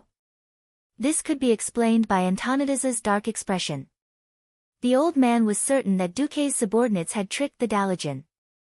Otherwise, Arthas's undead army would not have targeted the Dalagen first. The old man did not catch up with the Dreadlord. As soon as he returned, he announced that the Dalagen would focus on clearing out the undead in their territory. He did not even want to see Duque. However, at the very least, he promised to give 2 mages to Kael, that's to lead the Scarlet Cross Legion led by Duke. Including the Dalaran infantry regiment that was protecting the mages, Duke now had 100,000 soldiers in his hands. Duque was very displeased that Antonidas refused to see him. However, he could only helplessly accept this fact. In history, Antonidas also became more and more stubborn as he grew older. In his later years, he was just like Tyrrhenas, each of them worse than the other. Kael, that was quite excited about the opportunity to lead troops in a foreign country. Duque. This time, please give me some pointers. I will cooperate fully with you. Duque nodded and accepted Kai Zi as his little brother. In the end, Duque chose to follow the Beastman's footsteps. However, his target wasn't the South Flow coast, but the North Flow coast. Firstly, there were more than 300,000 refugees gathered there, but there weren't many soldiers to protect them. Secondly, Duque did not dare to go to Stratholme through the Alterac Mountains. In the steep terrain of the Alterac Mountains, the most commonly used battle formations were useless. In such narrow and steep terrain, there was no need for an army of 10 million undead. 500,000 skeletons could jump down from the top of the mountain and carry the soldiers down the cliff. No matter how many elites the humans had, it was useless. Humans were not undead, and even the most elite soldiers would be tired. That night, Duque had to let the soldiers have a good rest. Throughout the night, Duque had to run to the South Sea city-state. The sky near the Dalajan had been shrouded by the canopy of undead, and communication had become very bad. Only in the South Sea city-state could Duque use magic to communicate with other countries. At the same time, Arthas was not having a good time. He found that his soul seemed to have fallen into a state of confusion. When he came back to his senses, he suddenly found that he had returned to the place where he had led the million undead army, the outskirts of Lordaeron. He finally recognized the guy who had saved his life. The Dreadlord, Tichondrius, looked almost identical to Mal Ganis. They were both sharp and vicious, but he also had nothing good to say about Arthas. Arthas subconsciously raised his broken right hand that was tightly holding Frostmourne with his left hand. "Yo, I'm not your enemy," Tichondrius said. Tichondrius said, twisting his lips into a smile that looked more like sarcasm. "But don't expect me to comfort you. Although you killed your biological father and handed the kingdom to the Scourge army, you passed the first test. The Lich King is initially satisfied with you. But you, look at what you have done." Arthas was silent. "You actually retain so many human emotions, causing you to be completely unable to use the power of Frostmourne. Ugly. Too ugly." Arthas felt two completely different emotions attacking him at the same time, shame and anger. "Yes," he replied, trying to maintain a calm and powerful voice in front of the great demon. "I was wrong. I haven't completely forgotten the people and things I used to love. I feel regret for my failure, and I feel ashamed for losing to Duke Marcus." "Very good." The Dreadlord sneered. He was satisfied with Arthas's honesty. Next time, I will definitely kill Duque. I will imprison his soul in Frostmourne. I will let him suffer eternal torture. I will also kill Jaina and turn her into a banshee." But at this moment, another voice came from the depths of his heart, not from Frostmourne. "You're lying. You can't even harden your heart to kill Jaina." For some reason, he suddenly felt very envious and jealous of Duque, who completely owned Jaina even when he was missing. He knew that a real Death Knight should not have emotions. But he just could not control himself. He suppressed his emotions. Yes. The voice in his heart would eventually disappear. He could not bear the growth of the warmth when he thought of Jaina. If he let it develop, it would spread like gangrene and swallow him up. The Dreadlord pretended not to see the emotional struggle in his heart. Instead, he laughed and said, "There's no need to be so anxious. Perhaps Duke Marcus will become your right-hand man, as a lich. However, the Lich King can't bear to see your miserable state anymore. Now, I'll give you a chance to become stronger and bear more of Frostmourne's power." "Say it." "I'll do it," Arthas said without hesitation. "Right now, there's a group of uninvited guests trying to break into the throne hall that belongs to you and steal your father's remains. Go and destroy them. As long as you succeed, you will have greater power." With that, the Dreadlord touched Frostmourne. Arthas was shocked to find that the power from the demon's sword was rapidly repairing his broken body. Chapter 754. Lordaeron, which used to be beautiful and holy, was now dead silent. Traces of the horrifying massacre from a few days ago were still all over the city. Half of the pure white tower had collapsed, the once magnificent streets were filled with rubble, and the walls were covered in scratches. Dark blood splattered on the walls and the streets, as well as a few smelly pieces of flesh. Most of the undead had been transferred to Dalajan a few days ago to participate in the war that attempted to destroy the city of mages. Only a few undead with incomplete bones crawled around the city in confusion. The sound of galloping could be heard, and a warhorse that was emitting a holy radiance stepped on a zombie that only had half of its body left. Even its intestines were hanging outside, giving this sorrowful undead its final rest. On the wide streets of Lordaeron, 8 knights were leading the way. In the middle, there were 4 large carriages and several guards. Another 8 knights followed closely behind. It was obvious that this was a funeral procession that did not fit in with the deathly silent city of terror, as the carriages were carrying funeral ornaments. It was a very grand decoration. Perhaps it was done in a hurry, and the ornaments did not match, but it was obvious that it was for a high official. Stop! This is the territory of the great king of the dead, Arthas Menethil. You. A low-level lich gathered over 100 skeleton soldiers and zombies, but they were instantly defeated by the charging paladins who were emitting a golden radiance. The fragile skeleton soldiers were directly smashed into meaningless pieces when they were touched by the heavy armored warhorses that were galloping at high speed. On the other hand, the lich was struck in the chest by the leading knight with a downward swing as though he was hitting a polo ball. The lich's magic was completely useless. His shadow arrow was directly nullified by the pure golden light of the leading paladin, and its soul was instantly evaporated. Without the obstruction of high-level undead, the team of paladins mysteriously killed their way in from the east gate. They broke through several squads of low-level lich troops, and rushed straight into the collapsed palace. They arrived outside the empty throne room. The 12 paladins spread out on their warhorses and cleared the undead in the surroundings. 8 paladins wearing silver armor jumped down and lined up in 2 columns. They used their strong arms to carry a huge coffin. The dim light shone softly on the coffin, and one could clearly see the Menethil royal family emblem carved in gold on the coffin. They were the uninvited guests that Tichondrius spoke of. Arthas suddenly understood why the Dreadlord was so excited.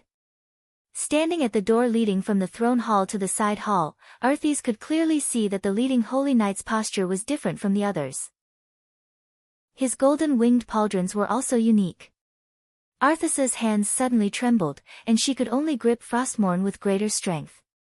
He suppressed all the hesitation and apprehension in his heart and ordered his subordinates to take action.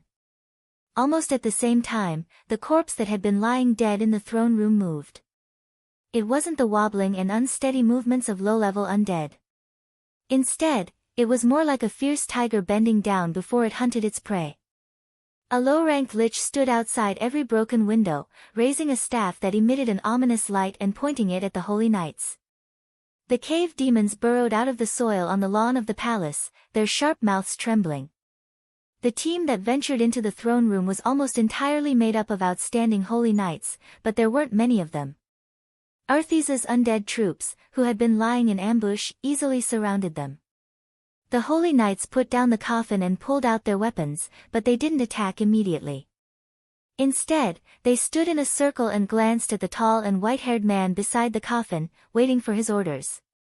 Whether, it couldn't be anyone else. He looked expressionlessly at his former student who walked in from the side hall, but there were clearly more wrinkles on his face than Arthas remembered. Staring at Arthas, who stood in front of him, Wether looked very calm, but his eyes were burning with the flames of justice. Wether pointed to the rotting corpse that was lying limp on the throne with a big hole in its chest and said, "I'm here to give your father his final rest." Arthas raised his runic magic sword. As long as his soul is still in the sword, he can never rest in peace. Wether's facial muscles twitched because of the pain, and his voice suddenly rose, like a whip tearing through the air. "You'd better get out of the way immediately. Otherwise, I can't guarantee that I won't do anything to you during your father's funeral." It was Arthas's turn to twitch, and he replied in a rough voice, "Fate has made us so. By the way, I've already disbanded your knights. What right do you have to stand here?" "Ha ha ha." Wether laughed. Although his laughter was bitter, it was not faked. "Do you really think that you can disband the Silver Hand with just power?" "Why am I standing here?" "Because of my pledge of loyalty to Terina's Menethil, because I'm a holy knight." "Oh, I forgot, you're a holy knight too, I mean in the past." Holy knight. A once familiar word that had become extremely distant. Arthas did not forget it. His heart was tossing and turning in his chest, and for a moment, he lowered his sword. But then he heard the whisper again, reminding him how much power he had now, emphasizing that the path of the holy light could not bring him what he desired. Arthas once again gripped Frostmourne tightly. Changing from a holy knight to a death knight is very dramatic, isn't it? Whether. Although this process was enjoyable, I don't have time to reminisce. All of you must die. At this moment, Wuthers' face finally showed extreme anger. He stared at Earthes with a burning gaze that seemed to be able to destroy everything, and was extremely shocked. Holy light above, if you want to fight, I can fight for you. But can't you wait until we collect your father's remains? Earthes. His kingdom has already been destroyed by you, why do you have to blaspheme him again? You are the most despicable fallen person in the world. Father, Earthes turned around and glanced at his father's eyes, which were still open and had not started to rot. The eyes that had not died in peace seemed to still be staring at him. A tremor spread through Earthes's body. Blaspheme? Depraved? He murmured, more to himself than to answer. It seemed that this was another reason why the Dreadlord had laughed sinisterly when he announced the order. He knew very well who was coming. This was obviously another test from the Lich King. He wanted to see if Earthes could fight against his master, and if he could further blaspheme his father's remains. Earthes had enough. He raised, Frostmourne, high and shook his head. No. We fight now. Why? Wuthers' eyes widened in anger. For greater power. You're tuning in to the Blissful Bookshelf YouTube channel. We're so grateful for your support, and don't forget to subscribe to join us on this incredible journey through captivating stories. Your generosity through donations truly makes a world of difference, as it's the primary source of revenue that allows me to expand and enhance this channel for you. Thank you from the bottom of my heart for being a part of this adventure.